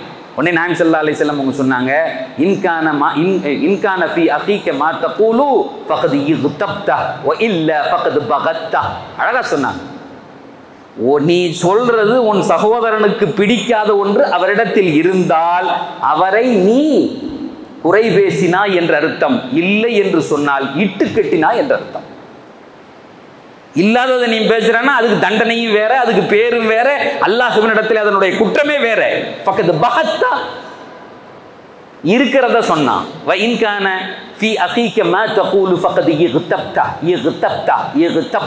நீ அவனை குறை பேசி விட்டாய், அவனை பற்றி புறம் பேசுதலை செய்து விட்டாய், அவனுடைய கரியை சாப்பிட்டு விட்டாய். நோன்பு ஏற்றுக்கொள்ளப்படாது. ஏன் சார், காலையிலிருந்து பசிச்சு கிடந்து ஒரு சளியை கூட துப்பிட்டு அல்லான்னு பயந்து கிடந்து அவ்வளவு நேரம் 6 மணி நேரம் 12 மணி நேரம் கிடந்து 8 மணி நேரம் 12 மணி நேரம் நோன்பு வச்சு இந்த பயலை பற்றி நான் பேசினதுனால ஏன் நோன்பு போகும்னா அறிவாளி என்ன செய்வான், தூக்கி எறிஞ்சிருவான். அவனை பற்றி நான் எதுக்கு சார் பேசணும்? எனக்கானது, நான் வாழணும். அப்படி தான் ஒரு மனுஷன் முதல்ல நினைப்பான். இவனை பற்றி நமக்கு பேசி என்ன கிடைக்க போகுது? நோன்பு 2 குணத்தை நமக்கு தரணும். ஒன்று, அடுத்தவர்களை பற்றி புறம் பேசக்கூடாது என்கிற அந்த செய்தியை தரணும். பொய் பேசக்கூடாது. நான் ஒரு முடிவு பண்ணி அதை எழுதி வச்சுக்கிறேன். ஒரு 98% அதில் பாஸ் பண்ண போதும். 100க்கு 100 வாங்கணும்னு கூட தேவையில்லை. ஒரு 98% இன்ஷா அல்லாஹ் இந்த நோன்புல நான் இப்போ. ரெண்டாவது, உங்கள் தொழுகைகள் உங்களை காம எண்ணங்களை விட்டு தடுக்கணும். அந்நிய பெண்களை இச்சையோடு பார்ப்பதை விட்டு தடுக்கணும். குர்ஆன் சொல்லும், உங்களுக்கான வாழ்க்கைக்கான துணைவியை தவிர வேறு யாரையும் நீங்கள் அந்த கண்ணோட்டத்தோடு பார்ப்பதற்கு அனுமதி இல்லை. உங்கள் மனைவி இந்த உலகத்தின் அழகி. உங்களுக்கு மனைவியை தவிர மீதி உலகத்தில் உள்ள எல்லா பெண்ணும் 2 வகையாக இஸ்லாம் பிரிக்கும். வயதுக்கு மூத்தவளாக இருந்தால் தாய், வயதுக்கு இளையவளாக இருந்தால் சகோதரி. சார், அப்படி மட்டும் அந்த கண்ணாடியை மாட்டி பாருங்களேன், வித்தியாசமாக இருக்கும் உலகம். ஆனால் இன்னைக்கு நிறைய பேர் என்ன தெரியுமா செய்கிறான்? கல்யாணம் முடித்தோன்னு சொல்கிறான், கொஞ்சம் சீக்கிரமாக முடிச்சுட்டணும், இவளை மட்டும் அப்பயே பார்த்துருந்தாங்கிறான். அன்றைக்கி ஒருத்தன் சொல்கிறான், உன்னை மட்டும் 10 வருஷத்துக்கு முன்னாடி நான் பார்த்துருந்தா என்ன செஞ்சிருப்பேன்? ஒன்றும் செஞ்சுருக்க மாட்டேன். கலட்டுறான். அவள்கிட்ட போய் அங்கே இதை போடுறது என்னது, கடலை ஓடுறது. உன்னை மட்டும் 10 வருஷம் என்ன செய்ய? ஒன்றும் செய்ய மாட்டாடா. அன்றைக்கி உனக்கு அமைவது எழுதி வைக்கப்பட்டது.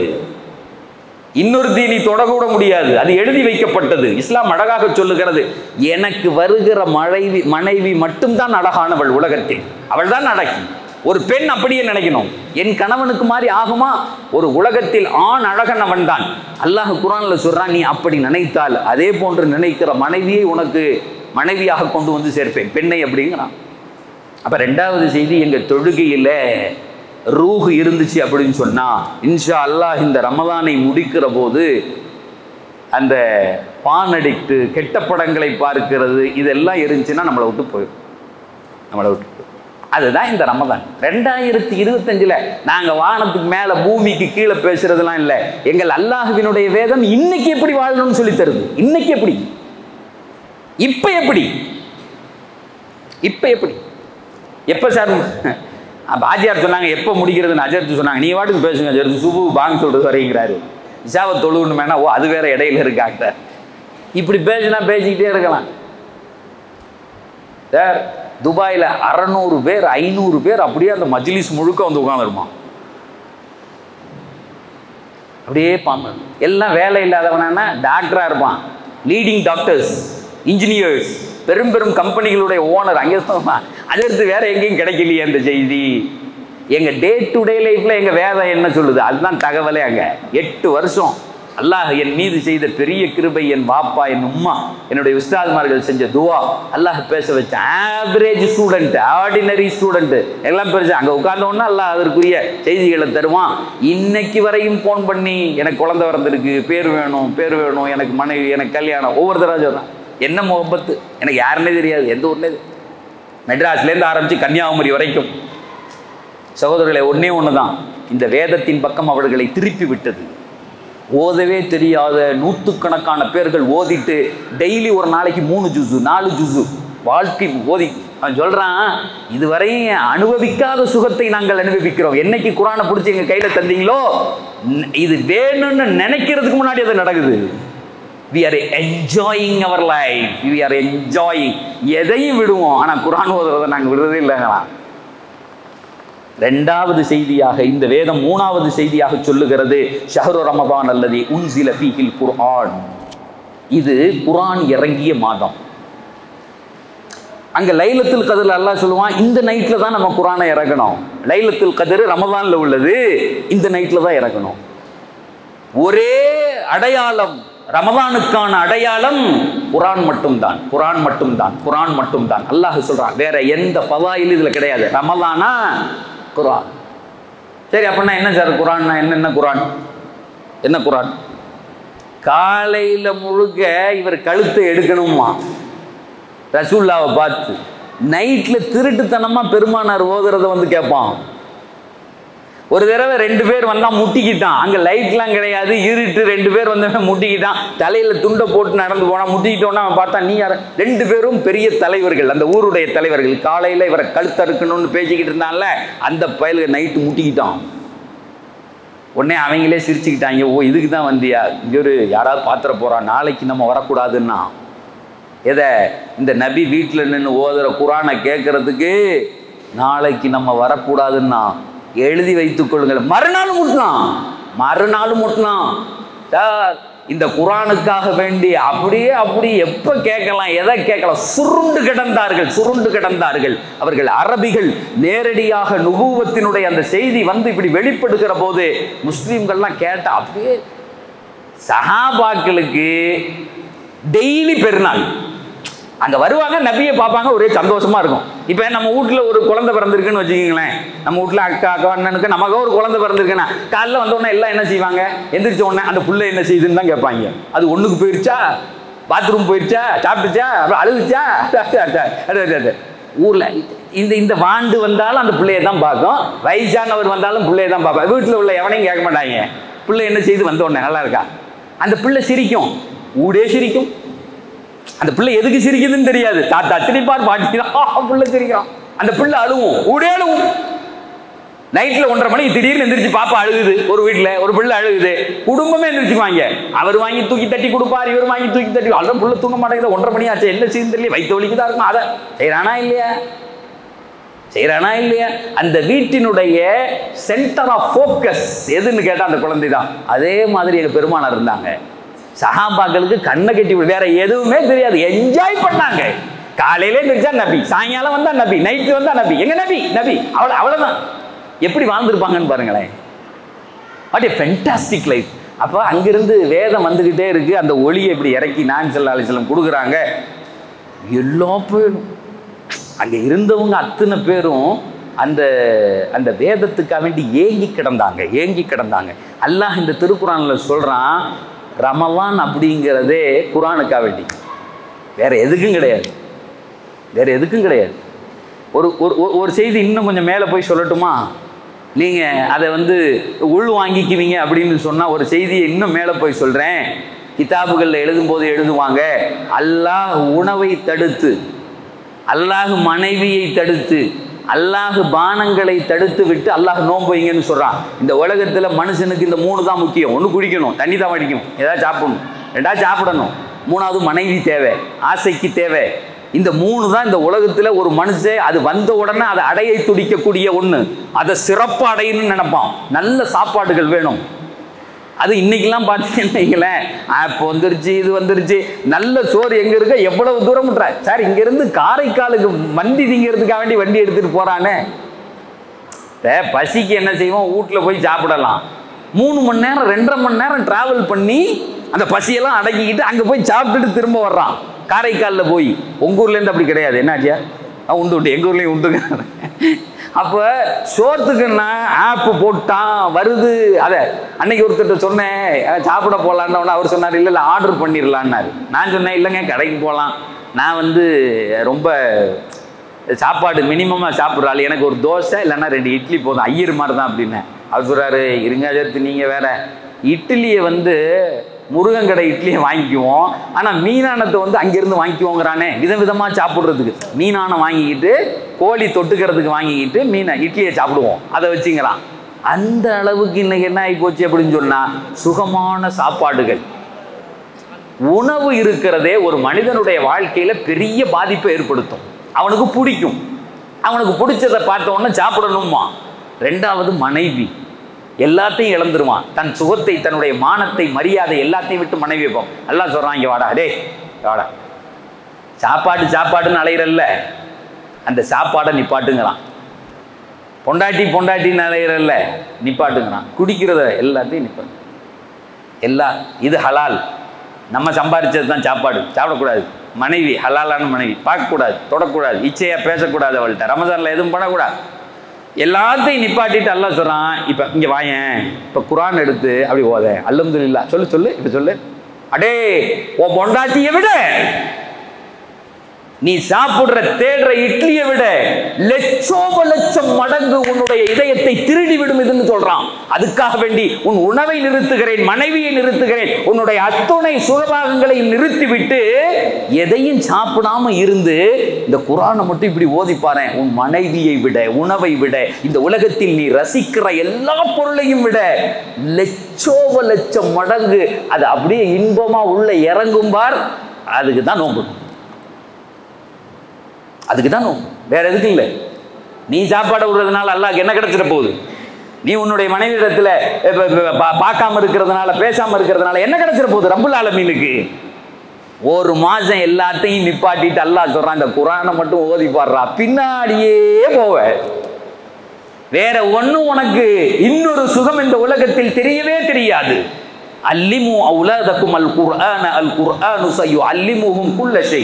Teach your children the Quran. The Quran will teach them everything. அப்படின்னா உங்க பிள்ளைகளுக்கு இதை மட்டும் சொல்லி கொடுத்துட்டு விட்டுருங்க, அது கூட்டிட்டு போகும். நீ பின்னாடி என்னென்ன, நீ அதை வேலையை செய், இந்த வேலையை செய், காசு வாங்கினியா, சம்பளம் வாங்கினியா, எவ்வளோ வாங்கின, என்ற காட்டு, இதெல்லாம் கேட்க வேண்டிய தேவையில்லை.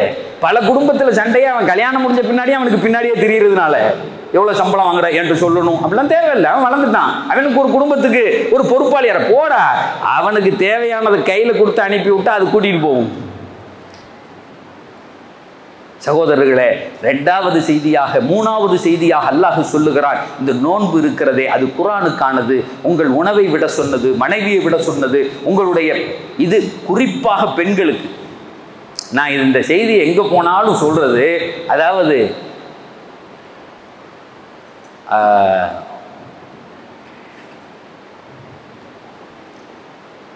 யாரா இருந்தாலும் ஒரு நாள் கபருக்கு போகணும். பல கூட்டத்தில் பேசியிருக்கேன், பல வீடியோக்கள் இதை போட்டிருக்காங்க. யாராக இருந்தாலும் ஒரு நாள் மௌத்தா போகும். பெருமானார் சொல்கிறாங்க, அல் கபரு அவ்வளு மன்சிலின் மின் மனாசிலில் ஆஹிரா. கபர் இருக்கிறதே மறுமையினுடைய மன்சில்களில், வீடுகளில் முதல் வீடு. ஃபஇன் நஜா மின்ஹா அஹதுன், அதில் ஒருவர் வெற்றி பெற்று விட்டார். ஃபமா பஅதஹு ஐஸர மின், அதுக்கு பின்னாடி எல்லாமே வெற்றி தான். வமல்லம் என்ஜ, யார் ஒருவன் கபர்ல ஜெயிக்கல, வமா பஅதஹு அஷத்து மின், அதுக்கப்புறம் எல்லாமே தோல்விதான் அப்படின்னு சொன்னாங்க. சொல்லிட்டு பெருமானார் சொல்றாங்க, கபர் இருக்கிறதே அது பைத்து தூதி வல் வஹ்ஷா, அது இருளின் வீடு, அது தனிமையின் வீடு, அது பாம்புகளின் வீடு, அது பள்ளியின் வீடு. அப்படித்தான் இருக்கும். இருட்டா இருக்கும், சின்னதா இருக்கும். இப்போ நம்மளே இங்கே கபரில் யாரையாவது அடக்கிட்டு மேலே ஏறும்போது சில நேரத்தில் மேலே கை கொடுத்து தூக்கி விடுங்க அப்படின்னு, அவ்வளோதான். அது இடம் அவ்வளோதான். இந்த கட்டை கிட்டெல்லாம் வச்சுட்டாருன்னா ஏறுறதுக்கு என்னமோ சிரமமாக இருக்கும். கையை கொடுத்து மேலே தூக்கி விடுங்க அவரை அப்படி சொல்லுவோம். இப்போ பெருமானை சொல்கிறாங்க, அது சின்னதாக இருக்கும், இருட்டாக இருக்கும், தனிமையில் கிடக்கணும். வீட்டில் கரண்ட் போயிடுச்சு, தனியாக இருக்கும். எவ்வளோ நேரம் உட்காந்துருக்க முடியும்? 10 நிமிஷம் இருப்பார், எந்திரிச்சு வெளியே வந்துடுவார். எல்லாம் ஃபோனை போட்டுருவான். யாருக்காவது பயமாக இருக்கும். ஒரு தெரை ஆடினாலும் தபக்கு. நம்ம வீடு பூட்டி இருக்கு, உள்ளே எவனும் இல்லை, ஆனாலும் கூட ஒரு தெரை, ஏதாவது எவனா வந்துடுவானோ, ஏதாவது வந்துருமோ, பயப்படுறோமா இல்லையா? பெருமாள் சொன்னாங்க, அது இருட்டாக தான் பாருங்க, அதுக்குள்ளே பாம்பு வரும், அதுக்குள்ளே பள்ளி வரும், அது நசுக்கும். இன்னலில் கபரில் ஒலஜ்ஜ, ஒரு ஹதீஸ்ல வருது. அதுக்கென்று ஒரு அழுத்தம் உண்டு. அழுத்தம். லவ் நஜா மின்ஹா சஅதுன், சஅத் இப்னு முஆத் அதிலிருந்து தப்பித்திருந்தால் நீங்கள்லாம் தப்பிச்சிருக்கலாம். அவரே அழுத்திச்சு. எங்க ரசூலுல்லாஹ் சொல்றாங்க, அவரே ஒரு மாட்டினார். சரி, இந்த கபர்ல இருந்து ஒருத்தன் தப்பிச்சுக்கணும்னா என்ன செய்யறது? இந்த கபர்ல வெளிச்சம் இல்லாதது, தனிமை இல்லாதது, சின்ன வீடு, இதுல இருந்து எங்க ரசூலுல்லாஹ் சொன்னாங்க, நீ குர்ஆனை ஓதினால் நீ மட்டும் என்ன செய்யற? இங்கே கடையில் வேலை இருக்குது, அவர் கம்பெனியை பார்த்துக்கிறார், எல்லாம் பார்த்துக்கிறார், பொண்டாட்டி பிள்ளை எல்லாம் எல்லாத்தையும் விட்டுட்டு தனியாக போய் அசருக்கு அப்புறம் எடுத்து ஒரு 10 பக்கத்தை ஓதிடுவார். ஒரு பெண் என்ன செய்கிறா? புருஷன் வீடு எல்லாம் பார்த்துக்கிறா, சாப்பாடை சமைச்சு கொடுத்து பிள்ளைகளை எல்லாத்தையும் பார்த்துட்டு அசருக்கு அப்புறம் மெதுவாக போய் என்ன செய்யறது அப்படின்னா குர்ஆனை திறந்து ஒரு 5 பக்கத்தை ஓதிட வேண்டியது. எங்கள் பெருமானார் சொல்கிறாங்க, அல் கையிசு மன் தான நஃப்ஸஹு ஆமில லிமா பஅதல் மௌத். அறிவாளி யார் தெரியுமா? அறிவாளி MBBS படித்தவர், IAS படித்தவர், மெத்த படித்தவர், அவரெல்லாம் இல்லை. அறிவாளி யார் தெரியுமா? அந்த இருட்டான வீட்டுக்கு லைட்டு போட்டுக்கிறவன் அறிவாளிங்க. அந்த இருட்டான வீட்டை ஒரு பேலஸ் ஆக்கிக்கிறவன் அறிவாளிங்க. ஏன் அப்படின்னு கேட்டா, இதில் ஒரு 50 வருஷம் 40 வருஷம் இருப்ப, ஆனால் அதில் 5000 வருஷம் இருக்கணும், 70000 வருஷம் இருக்கணும். எத்தனை ஆண்டுகள் தெரியாது, தெரியாது. ஒரு பெண் என்ன செய்யறா? நைஸா போய் உட்கார்ந்து வீட்டில் கணவன் கூட இருந்தா, சாப்பாடு ஆக்கிட்டு இருந்தா, பிள்ளைகளோட இருந்தா, அசருக்கு அப்புறம் அப்படியே எடுத்து மெதுவாக ஒரு 10 பக்கம் ஓதிக்கிட்டான். எங்கள் நபி சொன்னாங்க, அந்த குர்ஆன் அங்கே வரும், அந்த கபருக்கு வரும், வந்து நின்று சொல்லும், என்னை எப்படி இந்த உலகத்தில் ஓதினாயோ இன்றைக்கு உன் கபரை நான் வெளிச்சமாக்குறேங்க. அல்லாஹ்ட்ட சொல்லு, யா அல்லாஹ், உடனே வெளிச்சமாயிரும், உடனே வெளிச்சம். இன்னொரு ஹதீஸ்ல வருது, அது இப்படி அமுக்கிக்கிட்டு சின்னதா இருக்கும், அந்த கபர் சொல்லும், ரொம்ப கஷ்டமா இருக்குல்ல நீ படுத்திருக்குது, அல்லாஹ்ட்ட சொல்லி இதை பெருசாக்கி தர்றேன். மத்த பசரே, மத்த பசரே, பார்க்கிற தூரம் வரை கபர் விரிஞ்சிரும். இங்கிட்டு அங்கிட்டு அங்கிட்டு பார்த்தா அது பெரிய பெரிய பேலஸ் மாதிரி ஆயிரும்.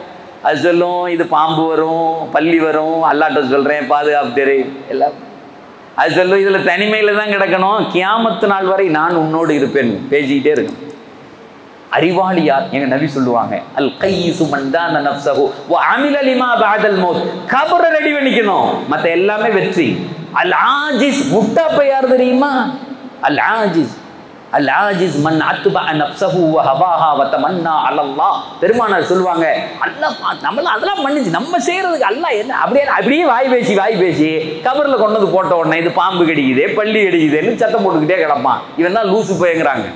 இந்த ஊர்ல, இந்த நாட்டில், இந்த உலகத்தில் இருக்கும்போது பெரிய வீடு கட்டிக்கணும், கரைய கார் வச்சுக்கணும், நல்லா சாப்பிடணும், நல்லா வாழணும், மெதுவாக உட்காந்து குர்ஆனை ஓதி கபரை ரெடி பண்ணிடணும், கபரை ரெடி பண்ணணும்.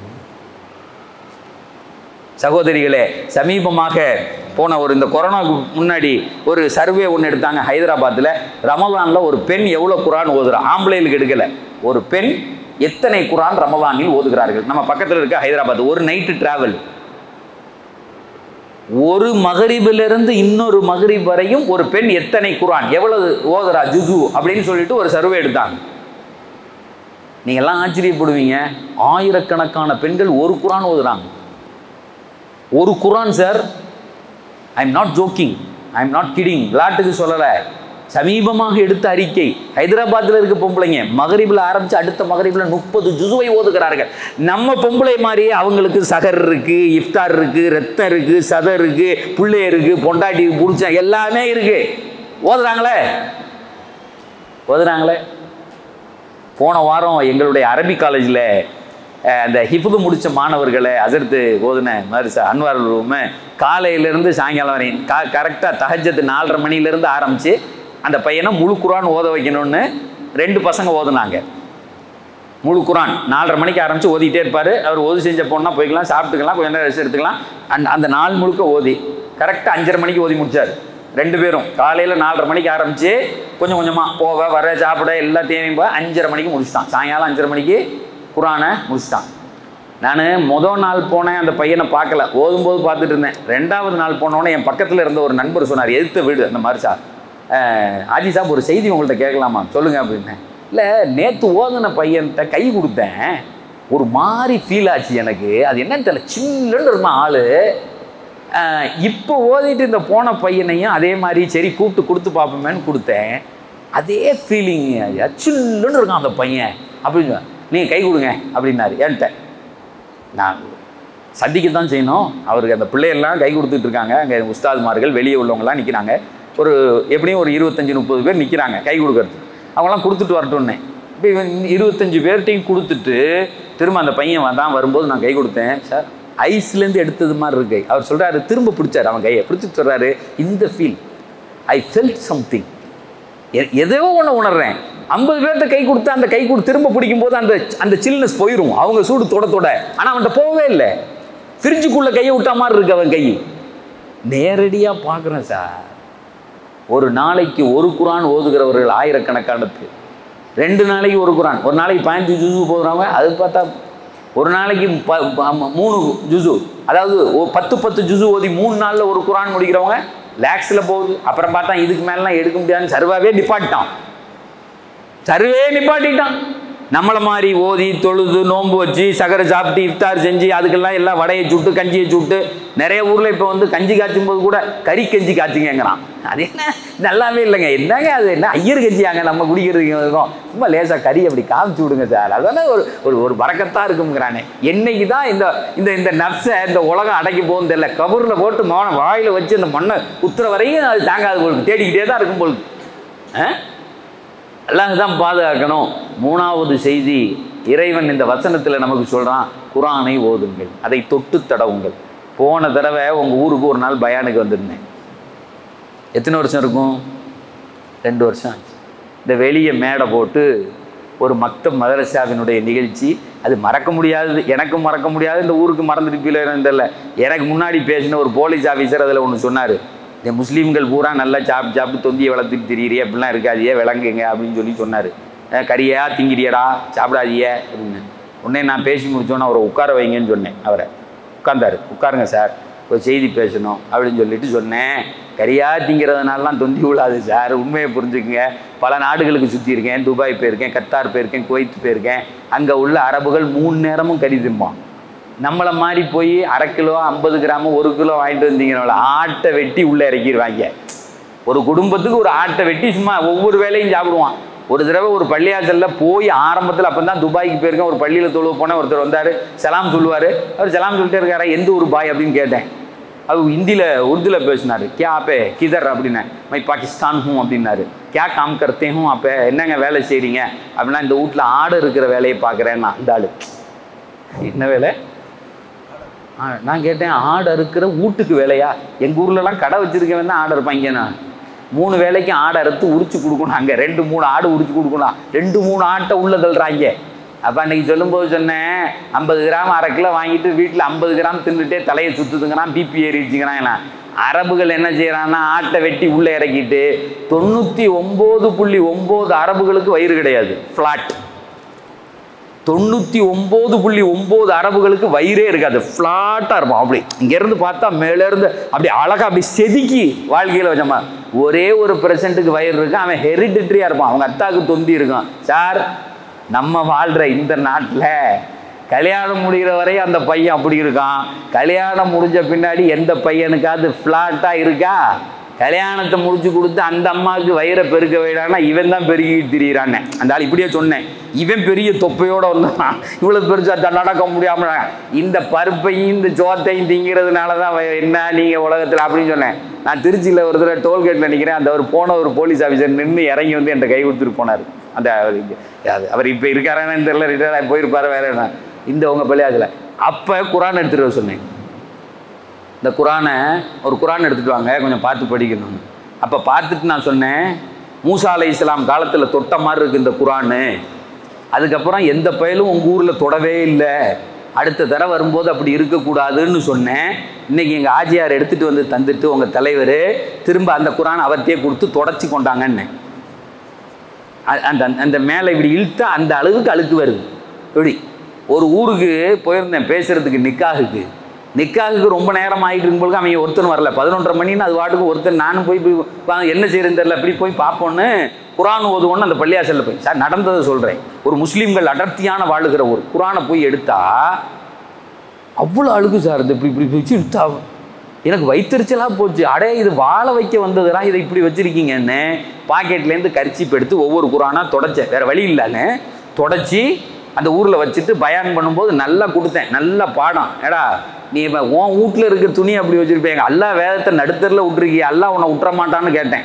கேட்டுட்டு சொன்னேன், உன்னால் முடியலன்னா அல்லது ஓத முடியலன்னா ஒரு குரான்னாலும் எடுத்து தொடச்சி வச்சுட்டு போ. என்ன மாதிரி வரவன் திட்டுவான், ஊரையே திட்டுவான், விளங்க மாட்டீங்கன்னு திட்டுவான்னு.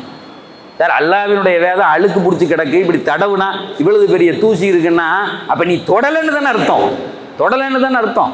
அழகாக கேட்பார் அல்லாமா இக்பால், அடே உங்களை வாழ வைக்கிறதுக்காக வேண்டி அல்லாஹ் சூரா யாசீனை இறங்கினா, ஆனால் ஒரு மனுஷன் படுத்த படுக்கையா மௌத்தா போகிறதுக்கு படுத்திருக்கும் போது பக்கத்தில் உட்காந்து அந்த யாசீனை ஓதி எப்படியா சீக்கிரம் மௌத்தா போடாங்கிற. அட முட்டா போயலன்னா அந்த ஆளு வாழ்றதுக்கு வந்தது யாசீனு. இவன் என்ன செய்யறான், யாசீன் ஒரு குர்ஆன் இலக்கியம், யாரெல்லாம் எங்கள் அத்தாவை தூக்கு சீக்கிறாங்கிறானே.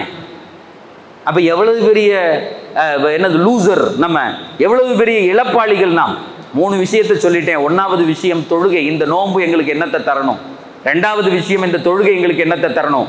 மூணாவது, இந்த வேதம் எங்களுக்கு என்னத்தை சொல்லுது. இந்த மூணு. நாலாவது ஒரு செய்தியை சொல்லி இன்ஷா அல்லாஹ் நான் முடிச்சிடுவேன். நாலாவது செய்தியாக இறைவன் இந்த வசனத்தில் சொல்றான். நமக்கு சொல்லக்கூடிய ஒரே செய்தி, 5 வசனத்தை பேசுறான். 1 2 3 4. நோன்பு எப்படி கடமையாக்கப்பட்டது, உங்க மேல எப்படி கடமையாக்கப்பட்டிருக்கு, அந்த சட்டங்களை சொல்லிட்டான். வெறும் 5 வசனங்கள் தான் திருக்குறான்ல நோன்பை பத்தி பேசுது. 5 வசனத்துக்கு இடையில ஒரு 3 வசனத்தை சொல்லிட்டு ஒரு வசனத்தை சொருவுறான், இடையில உள்ள தள்ளுறான். அதுக்கு நோன்புக்கும் சம்மந்தமே கிடையாது.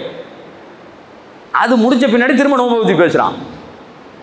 இப்போ இந்த மேலே உள்ள 3 வசனம், கீழே உள்ள ஒரு வசனம், இந்த இடையில ஏன் இதை நீ பேசுறடா அல்ல, ஏன்டா பேசுற அப்படின்னா ரொம்ப தேவையானது. நீ நோன்பு வச்ச உடனே உனக்கு ஒரு மனோநிலை வரும்னு அந்த ஆயத்தில் அல்லாஹ் சொல்றான். அந்த ஆயத்து என்ன தெரியுமா, ரொம்ப தேவையான ஆயத்து. அதில் அல்லாஹ் சொல்றான், இதா சஅலக இபாதி அன்னி ஃபஇன்னி கரீப் உஜீபு தஅவத்தத் தாஇ இதா தஆனி ஃபல்யஸ்தஜீபு லி வல்யுமினு பி. அந்த ஆயத்தில் அல்லாஹ் சொல்றான், பெருமானாரே, உங்களிடத்தில் சில மனிதர்கள் வருவார்கள், நோன்பு வச்சு குரானை படித்து இந்த ரமலானில் உள்ள நன்மைகளை அடையணும்னு நினச்சிட்டான் அப்படின்னு சொன்னால் அவன் மனசில் ஒரு தேட்டம் வரும், என்னை படைச்சவன் எங்கே இருக்கான்னு தேடும். அந்த மனம் என்ன செய்யும், என்னை படைச்சவன் எங்கே இருக்கான், எங்கள் அல்லாஹ் எங்கே இருக்கான். இவ்வளவு டேஸ்ட்டாக குரான் இருக்கே, குரானே இவ்வளோ டேஸ்ட்டாக இருந்தால் என்னை படைச்ச ரப்பு எப்படி இருப்பான். எவன் என்னை பார்த்து பார்த்து படைச்சவனாச்சே. அல்லாஹ் சொல்றான், உன் தாய் உன் முகம் பார்ப்பதற்கு முன்னாலே உன் முகம் இப்படித்தான் இருக்க வேண்டும் என்று முடிவு செய்தவன் நான். உம்மா முடிவு பண்ணல, உன் முகத்தை கண்ணாடியில் நின்று பார்த்துட்டு நினைச்சுக்க, இது என் ரப்பு தந்தது, என் ரப்பு தந்தது. எனக்கும் அவனுக்குமான உறவு. ஓத ஆரம்பிச்சு தொழுக ஆரம்பிச்சு நோன்பு வைக்க ஆரம்பிச்ச உடனே ஆட்டோமேட்டிக்கா தேடுவோன் மனம், என் அல்லாஹ் எங்க இருக்கிறான், அவன் யார். நபியே, உங்கள்கிட்ட வந்து கேட்பாங்க, இதா சஅலக இபாதி, நேரம் உங்கள்கிட்ட வருவாங்க, வந்து அல்லாஹ் எங்கன்னு கேட்பான். இப்படி நிறைய வசனங்கள் அல்லாஹ் குர்ஆன்ல சொல்றான். உங்களிடத்திலே வருவார்கள், அவர்கள் கேட்பார்கள், கேட்டால் நீங்கள் சொல்லுங்கள், இப்படின்னு சொல்லுங்க. யஸ்அலூனக அனிலா, பிறையை பற்றி கேட்கிறார்கள், அவங்களுக்கு சொல்லுங்க, இதை பத்தி சொல்லுங்க. ஆனா இந்த வசனத்துல மட்டும் கொஞ்சம் வித்தியாசமா அல்லாஹ் பேசுறான். எப்படி தெரியுமா பேசுறான், உங்களிடத்திலே வந்து அல்லாஹ் யாருன்னு கேட்பான் அப்படின்னு சொன்ன உடனே அல்லாஹ் சொல்றான், நபியை நீங்க வாய முடிங்கலாம், ஷட் யுவர் மவுத், நீங்க பேசாதீங்க. இதா சஅலக இபாதி அன்னி, என்னை பற்றி உங்களிடத்திலே கேட்டால் அப்படின்னு சொல்லிட்டு அல்லாஹ் உடனே சொல்றான், ராஜா இன்னி கரீப் அப்படிங்கிறான். நபி பதில் சொல்ல வேண்டாம், நான் சொல்றேன், I am near to you. இன்னி கரீப், அடே நான் உன் பக்கத்தில் இருக்கேன். நபி பதில் சொல்ற அளவுக்கு கூட நான் அவகாசம் விடவில்லை. நோன்பு வந்துருச்சுனாலே நான் இது ஏதோ போற போக்குல சொல்ல சார், இது ஒரு ஆய்வு, இது அனுபவிக்கப்பட வேண்டிய ஆய்வு. இது ரெண்டாவது, ஏதோ இப்படி கூப்பிட்டு வந்து உட்கார வச்சுட்டு நம்மள சிரமப்படுத்துறாங்களே. நீங்க சார் 5:30 மணி வரையும், காலேஜில் 5:15 வரை இருந்தேன், 5:10 வரையும். அதுக்கு மேலே வந்து வீட்டில் போய் ட்ரெஸ்ஸை மாற்றிட்டு பிள்ளைகளை ஸ்கூலில் கூப்பிட்டுட்டு அதுக்கப்புறம் உங்கள் ஊரில் கூப்பிட்டாங்களேன்னு ஓடிய ஏதோ போகிற போக்கில் இப்படி ஜாலியாக வந்தவர் இல்லை.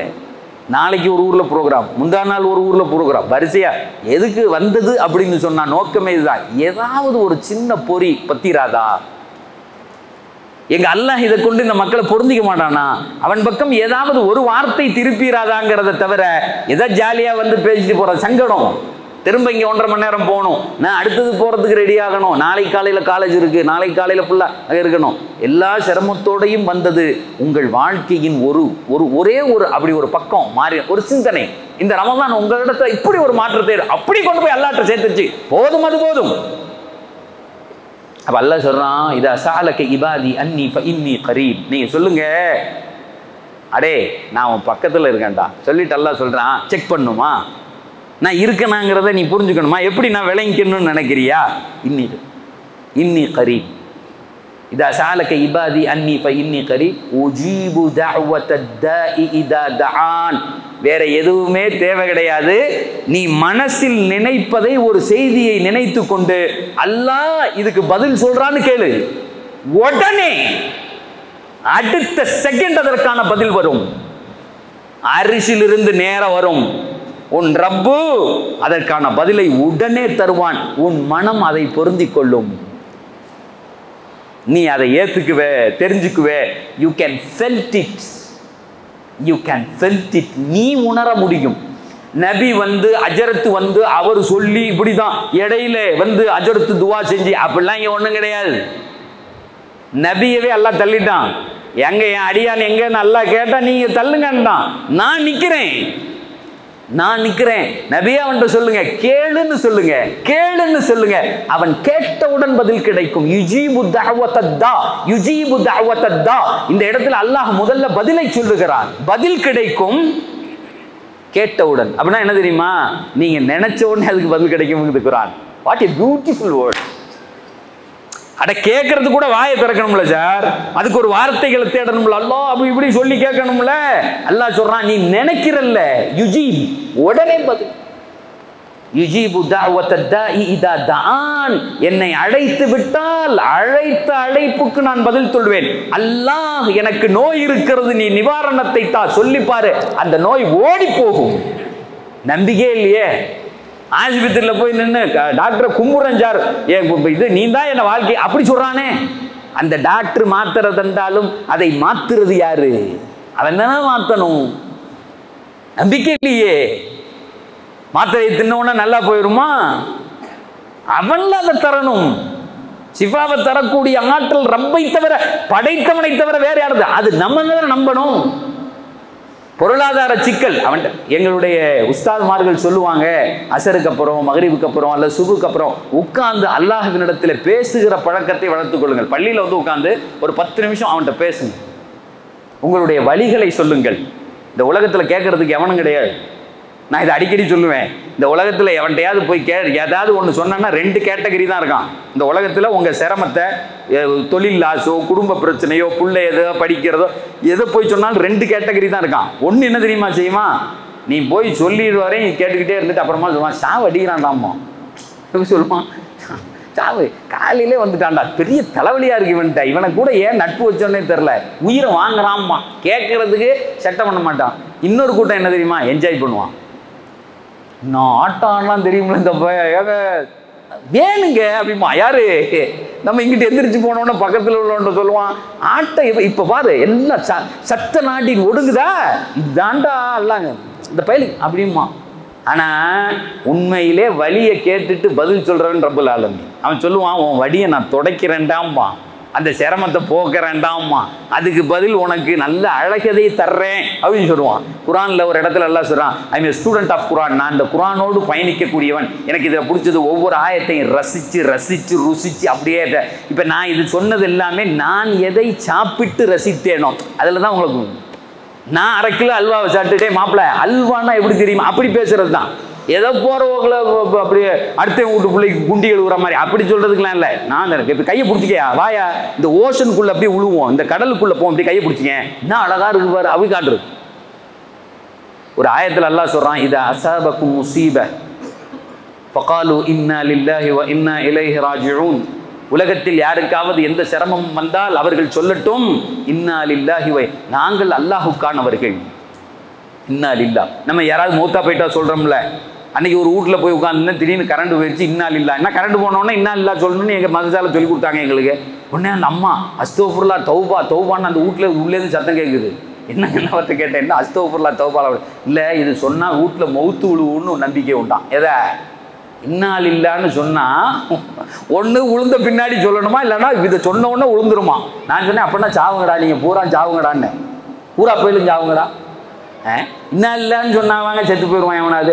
இன்னால் இல்லைன்னா அர்த்தம் என்ன? இன்னால் இல்லை, நாங்கள் அல்லாஹ்வுக்கானவர்கள், இன்னா இல்லை அவன்கிட்டே போவோம் அப்படின்னு தானே அர்த்தம். சரி, இந்த வார்த்தையை சொன்னால் என்ன தெரியுமா நடக்கும்? இப்போ நமக்கு அது தெரியாது. செத்து போயிட்டா இன்னால் இல்லா சொல்லணுங்கிறான், ஏதாவது சிரமம் நடந்துட்டா இன்னால் இல்லான்னு நீ சொன்ன உடனே என்ன தெரியுமா நடக்கும்? குர்ஆன் சொல்லுது, அடுத்த வசனத்தில் சொல்லுது, இன்னா லில்லாஹி வ இன்னா இலைஹி ராஜிஊன் உலாயிக அலைஹிம் ஸலவாத்தும் மிர் ரப்பிஹிம் வ ரஹ்மா உலாயிக அலை. இந்த டேஸ்ட் தான் சார், இந்த அல்வா தான். இந்த அல்வா தரப்படுறது இல்லை, இந்த அல்வா எங்களுக்கு கிடைக்கிறது இல்லை. அல்லாஹ் சொல்றான், இந்த வார்த்தையை நீ சொன்ன உடனே உலாயிக அலைஹிம் ஸலவாத்தும் மிர் ரப்பிஹிம் வ ரஹ்மா, வானத்திலிருந்து ஒரு பெரிய ரஹமத் அவன் மீது இறங்கும், அவனுடைய அந்த மன கஷ்டம் எடுக்கப்படும், அதற்கு எதிரான சுகம் அவனுக்கு தரப்படும். குர்ஆன் வாக்குறுதி தருது. அப்போ நான் இன்னால் இல்லா சொன்ன உடனே எனக்கு இது ஃபெல்ட் ஆகணும்ல, நான் எந்த சிரமத்தில் இருக்கேன்னா அதை அப்படி அல்லாஹ் எடுத்துருவான். உடனே நடக்கும். அதைத்தான் அல்லாஹ் சொல்கிறான், அவனை என்னை கூப்பிட்டு பார்க்க சொல்லுங்கிறான். இப்படி தனியாக அசரில் வந்து உட்காந்து அவங்க கூட பேசணும், மனக்குறைகளை சொல்லணும். யார்ட்டையும் சொல்ல முடியாத எத்தனையோ சிரமங்கள் இருக்கும், மனசு குறைகள் இருக்கும், அவன்கிட்ட பேசணும். முதல்ல விளங்காது, போக போக பதில்கள் விளங்கும், நமக்கா வரும். அல்லாஹ் நமக்கு வழிகாட்டுவான். நீ ஒன்றும் கவலைப்படாத, உனக்கான வழி இது, உனக்கான சார் கூப்பிட்டு அவனை தவிர வேறு யாரு லஹு தஅவத்துல் ஹக் குர்ஆன் சொல்லும். அவனை தவிர அழைப்பு யாருக்கு இருக்கிறது? எவனை கூப்பிடுவ நீ? ஒருத்தன் இல்லையே, உன்னை படைச்சவன் அவன் தானே, உன்னை மௌத்தாக்க போகிறவன் அவன் தானே. உன் மரண நேரத்தை அவன் மட்டும் தானே தெரிந்திருக்கிறான், வேற எவனுக்கு தெரியும்? அவன் தானே அழகா உன்னை கூட்டிட்டு போகணும், அவன் தானே கூட்டிட்டு போகணும். சும்ம ஸபீல யஸ்ஸரா சும்ம அமாதஹு ஃபஅக்பரா. குர்ஆன் அழகாக சொல்லும், சும்ம ஸபீல யஸ்ஸரா சும்ம அமாதஹு அக்பரா. உன் அல்லாஹ் எங்கே தெரியுமா நிற்கிறான்? அவன் தான் உன்னை மௌத்தாக்குவான். உன் கபூர்ல கொண்டு போய் அவன் தான் வைப்பான். உன் கபரில் உன் உடல் உள்ளே இருப்பதற்கும் காரணம் உன்னை படைத்த ரப்புல் ஆலமீன். ஏன் தெரியுமா? சில பேர் ரசூல்லா காலத்தில் இருந்தான், காத்திபே வஹியாக இருந்தார்கள், வஹியை எழுதக்கூடியவராக. திடீர்னு பார்த்தா முர்த்தத்தாயிட்டாங்க. அவன் இஸ்லாத்தை விட்டு வெளியே போயிட்டு சொன்னா, இந்த முகம்மதுக்கு என்ன தெரியும், நான் சொன்னவனே எழுதிக்கு வரணும் வெளியே போய். இவர் படிக்காதவர், இவர் எந்த ஸ்கூல்ல படிச்சாரு, எழுதவே தெரியாது, நான் அப்படி எழுதி கொடுப்பேன், அதை அப்படி அடிச்சு விடுவாருன்னா வாழ்ந்தான். கொஞ்ச காலம் வாழ்ந்து மௌத்தாயிட்டான். அவனை கொண்டு போய் அடக்குனாங்க. அந்த பூமி தூக்கி வெளியே எறிஞ்சு, வரலாறு சொல்லுகிற பூமி எத்துக்கல, தூக்கி வெளியே எறிஞ்சிருச்சு. என்னடா வெளியே வந்து ஜனாசா கிடக்கு, திரும்ப 6 அடிங்கிறத 7 அடிங்கிறது இன்னும் 7 அடி தோண்டி உள்ள தூக்கி வச்சான். பூமி தூக்கி வெளியே வீசிச்சு. அந்த ஜனாசா உள்ளே ஏத்துக்கலையே. குர்ஆன் சொல்லுகிறது, உன் ஜனாசாவை உள்ளே ஏத்துக்கிறது கூட அவன் சொல்லணும்டா. உன்னை அடக்கி உள்ள வச்சு இது ஏத்துக்கன்னு சொல்றதும் நான் தான்ங்கிறானே அந்த அல்லாஹ். அவனை கூப்பிடுறதுல என்ன இருக்கு? ரமலானுடைய நோக்கமே அல்லாஹுவை கூப்பிட்டு கூப்பிட்டு பழகுவது, அவனுடைய அந்த அந்நியத்தை உணருவது. அவனை பக்கத்தில் இருக்கான், நான் எதுக்கு கூப்பிட்டாலும் அவன் வருவான், பதில் சொல்லுவான், எனக்கான வழிகாட்டுதலை தருவான், என் நோய்களை போக்குவான், என் சிரமத்தை போக்குவான், எனக்கு செல்வத்தை தருவான், சுகமாக இந்த உலகத்தில் கடைசி வரை வாழ வைத்து என் மரணத்திலும் சுகத்தை தருவான், என் கபரிலும் சுகத்தை தருவான், என் மறுமையிலும் சுகத்தை தருவான் என்கிற புரிதலுக்குத்தான் ரமலான் என்கிற செய்தியை 5 வசனம் நமக்கு சொல்லித்தருது. சகோதரர்களே, இப்போ இதை உள்வாங்கிக்கிட்டது மாதிரி இந்த ரமலானை நம்ம அடைஞ்சு பார்க்கலாமா இன்ஷா அல்லாஹ்? இதை ஏதோ உள்வாங்கிக்கிட்டோமோ, ஒரு மாதம் இன்ஷா அல்லாஹ் நம்ம போய் பேசக்கூடாது. பேசுகிற சந்தர்ப்பம் தான் அமைதியாக இருந்துக்கணும், யாரை பற்றியும் புறம் பேசக்கூடாது, அமைதியாக இருந்துக்கணும். யாராவது வந்து பேசினாலும் மச்சா இப்போ வேணாம், ரம்ஜான் விட்டுருங்க, அப்புறமா பார்த்துப்போம், அவர் நல்லா இருக்கட்டும் அப்படின்னு பேசுங்க. அதனால் ஒன்றும் குற்றம் இல்லை. 2வது தொழுகை, யா அல்லாஹ் என் தொழுகை இச்சையான செய்திகளை விட்டு என்னை பாதுகாக்கட்டும். நின்று பாருங்க, அந்த மனங்களே வராது. இன்னொன்று சொல்கிறேன், மொபைலில் வச்சுக்கிட்டு அடிக்டாக இருக்க பிள்ளைகளுக்கு எங்கே போனாலும் ஒரு துவாவை சொல்லுவேன். இந்த துவாவை மட்டும் நீங்கள் ஓதினால், பெண்களை உங்களுக்கு தான், பிள்ளைகள் மொபைலில் வச்சுக்கிட்டே சுற்றிக்கிட்டே திரிகிறான் எந்த நேரமா, இந்த துவாவை நீங்கள் ஓதினால் உங்கள் பையன் மொபைலை தூக்கி போட்டுட்டு போனான். ஆயிரக்கணக்கானவர்கள் இந்த துவாவை ஓதி பயனடைந்திருக்கிறார்கள். எங்கள் பெருமானார் சொல்லி கொடுத்தாங்க ஒரு துவா. அந்த துவாவை ஓதுனா மொபைல் மேலே வெறுப்பு வரும், கெட்ட படங்களை பார்க்க என்ன தோணாது. அப்படி ஒரு துவாவை எங்கள் நபி சொல்லித்தராங்க. அப்படி ஒரு துவாவை சொல்லித்தராங்க. அந்த துவா வேணுமா? வேணாம், அது இன்ஷா அல்லாஹ் இன்னொரு தடவை சொல்லிக்குவோம். என்ன ஆஜியா, இப்போவே சொல்லிருங்களா விவரமா? ஏங்க இன்னொரு நாள் கூப்பிடுங்க, வர்றேன். ஒரே நேரத்தில் எல்லாத்தையும் ஜீரணிக்காதுங்கிறாரு. எவ்வளோ பிரியாணி தான் சாப்பிட்றதுன்னு பின்னாடி ஒருத்தர் கேட்குறாரு. ஒரே நாளையில் எவ்வளோ தான் சாப்பிட்றது, போதும் அப்படின்னு. அல்லாஹ் தஆலா அந்த அறிவை நமக்கு தருவானாக. அல்லாஹ்ட்டே கேட்டு நம்முடைய வாழ்க்கையை வாங்கி இந்த ரமலானிலே எதை செய்ய வேண்டும் என்று குர்ஆன் எங்களுக்கு சொல்லி தருகிறதோ அதை முழுமையாக அடைகிற பாக்கியத்தை அல்லாஹ் உங்களுக்கும் எனக்கும் உலக முஸ்லிம்களுக்கும் யாரெல்லாம் நோன்பு வைக்கிறார்களோ அத்தனை மனிதர்களுக்கும் அல்லாஹ் தந்தருள் புரிவானாக. இந்த ஊரிலே வாழுகிற அனைத்து மக்களையும் அல்லாஹ் பொருந்தி கொள்வானாக. அவனுடைய பிரியமான அடியார்களிலிருந்து ஆக்கி தருவானாக. நமக்கு மத்தியில் உள்ள அந்த சண்டைகளையும் சிரமங்களையும் புரிதல் இல்லாத தன்மைகளையும் அல்லாஹ் போக்கி ஒரு தாய் பிள்ளைகளை போன்று சகோதரர்களாக இந்த ஊர் இருக்கும் காலமெல்லாம் இங்கே அல்லாஹுக்கு பிடித்தமானவர்களாக நாம் அத்துணை பேரும், ஊர் மக்கள் அத்தனை பேரும் வாழுகிற பாக்கியத்தை அல்லாஹ் தந்தருள் புரிவானாக. என்னை அழைத்து இங்கே பேச வைத்த நிர்வாகத்துக்கு எங்கள் அஜர்த்து விடாமல் என்னை அடித்து, நான் எவ்வளோ வரலன்னு, எனக்கு டைட் ஷெட்யூல்டுங்க முடியாது அப்படின்னு, சனி ஞாயிறு கொடுங்க, அப்போ வெள்ளிக்கிழமை வாங்க, அப்படி வாங்க இப்படி வாங்கன்னு என்னை இழுத்துட்டு வந்துட்டாரு. அல்லாஹ் நாட்டம் ஏதோ சில வார்த்தைகளை சொல்லுவதற்கு உங்களை அல்லாஹ் கேட்பதற்கு வச்சுருக்கான். நான் சொன்ன செய்திகளை அல்லாஹ் பொருந்தி கொண்டு எனக்கும் அதிலிருந்து உங்களுக்கும் வாழ்க்கைக்கு பிரயோஜனமாக ஆக்கித்தர வேண்டும் என்ற துவாவோடு முடிக்கிறேன். வாஹிரு தஅவானா அல்ஹம்துலில்லாஹி ரப்பில் ஆலமீன். அஸ்ஸலாமு அலைக்கும் வரஹ்மத்துல்லாஹி வபரகாத்துஹு.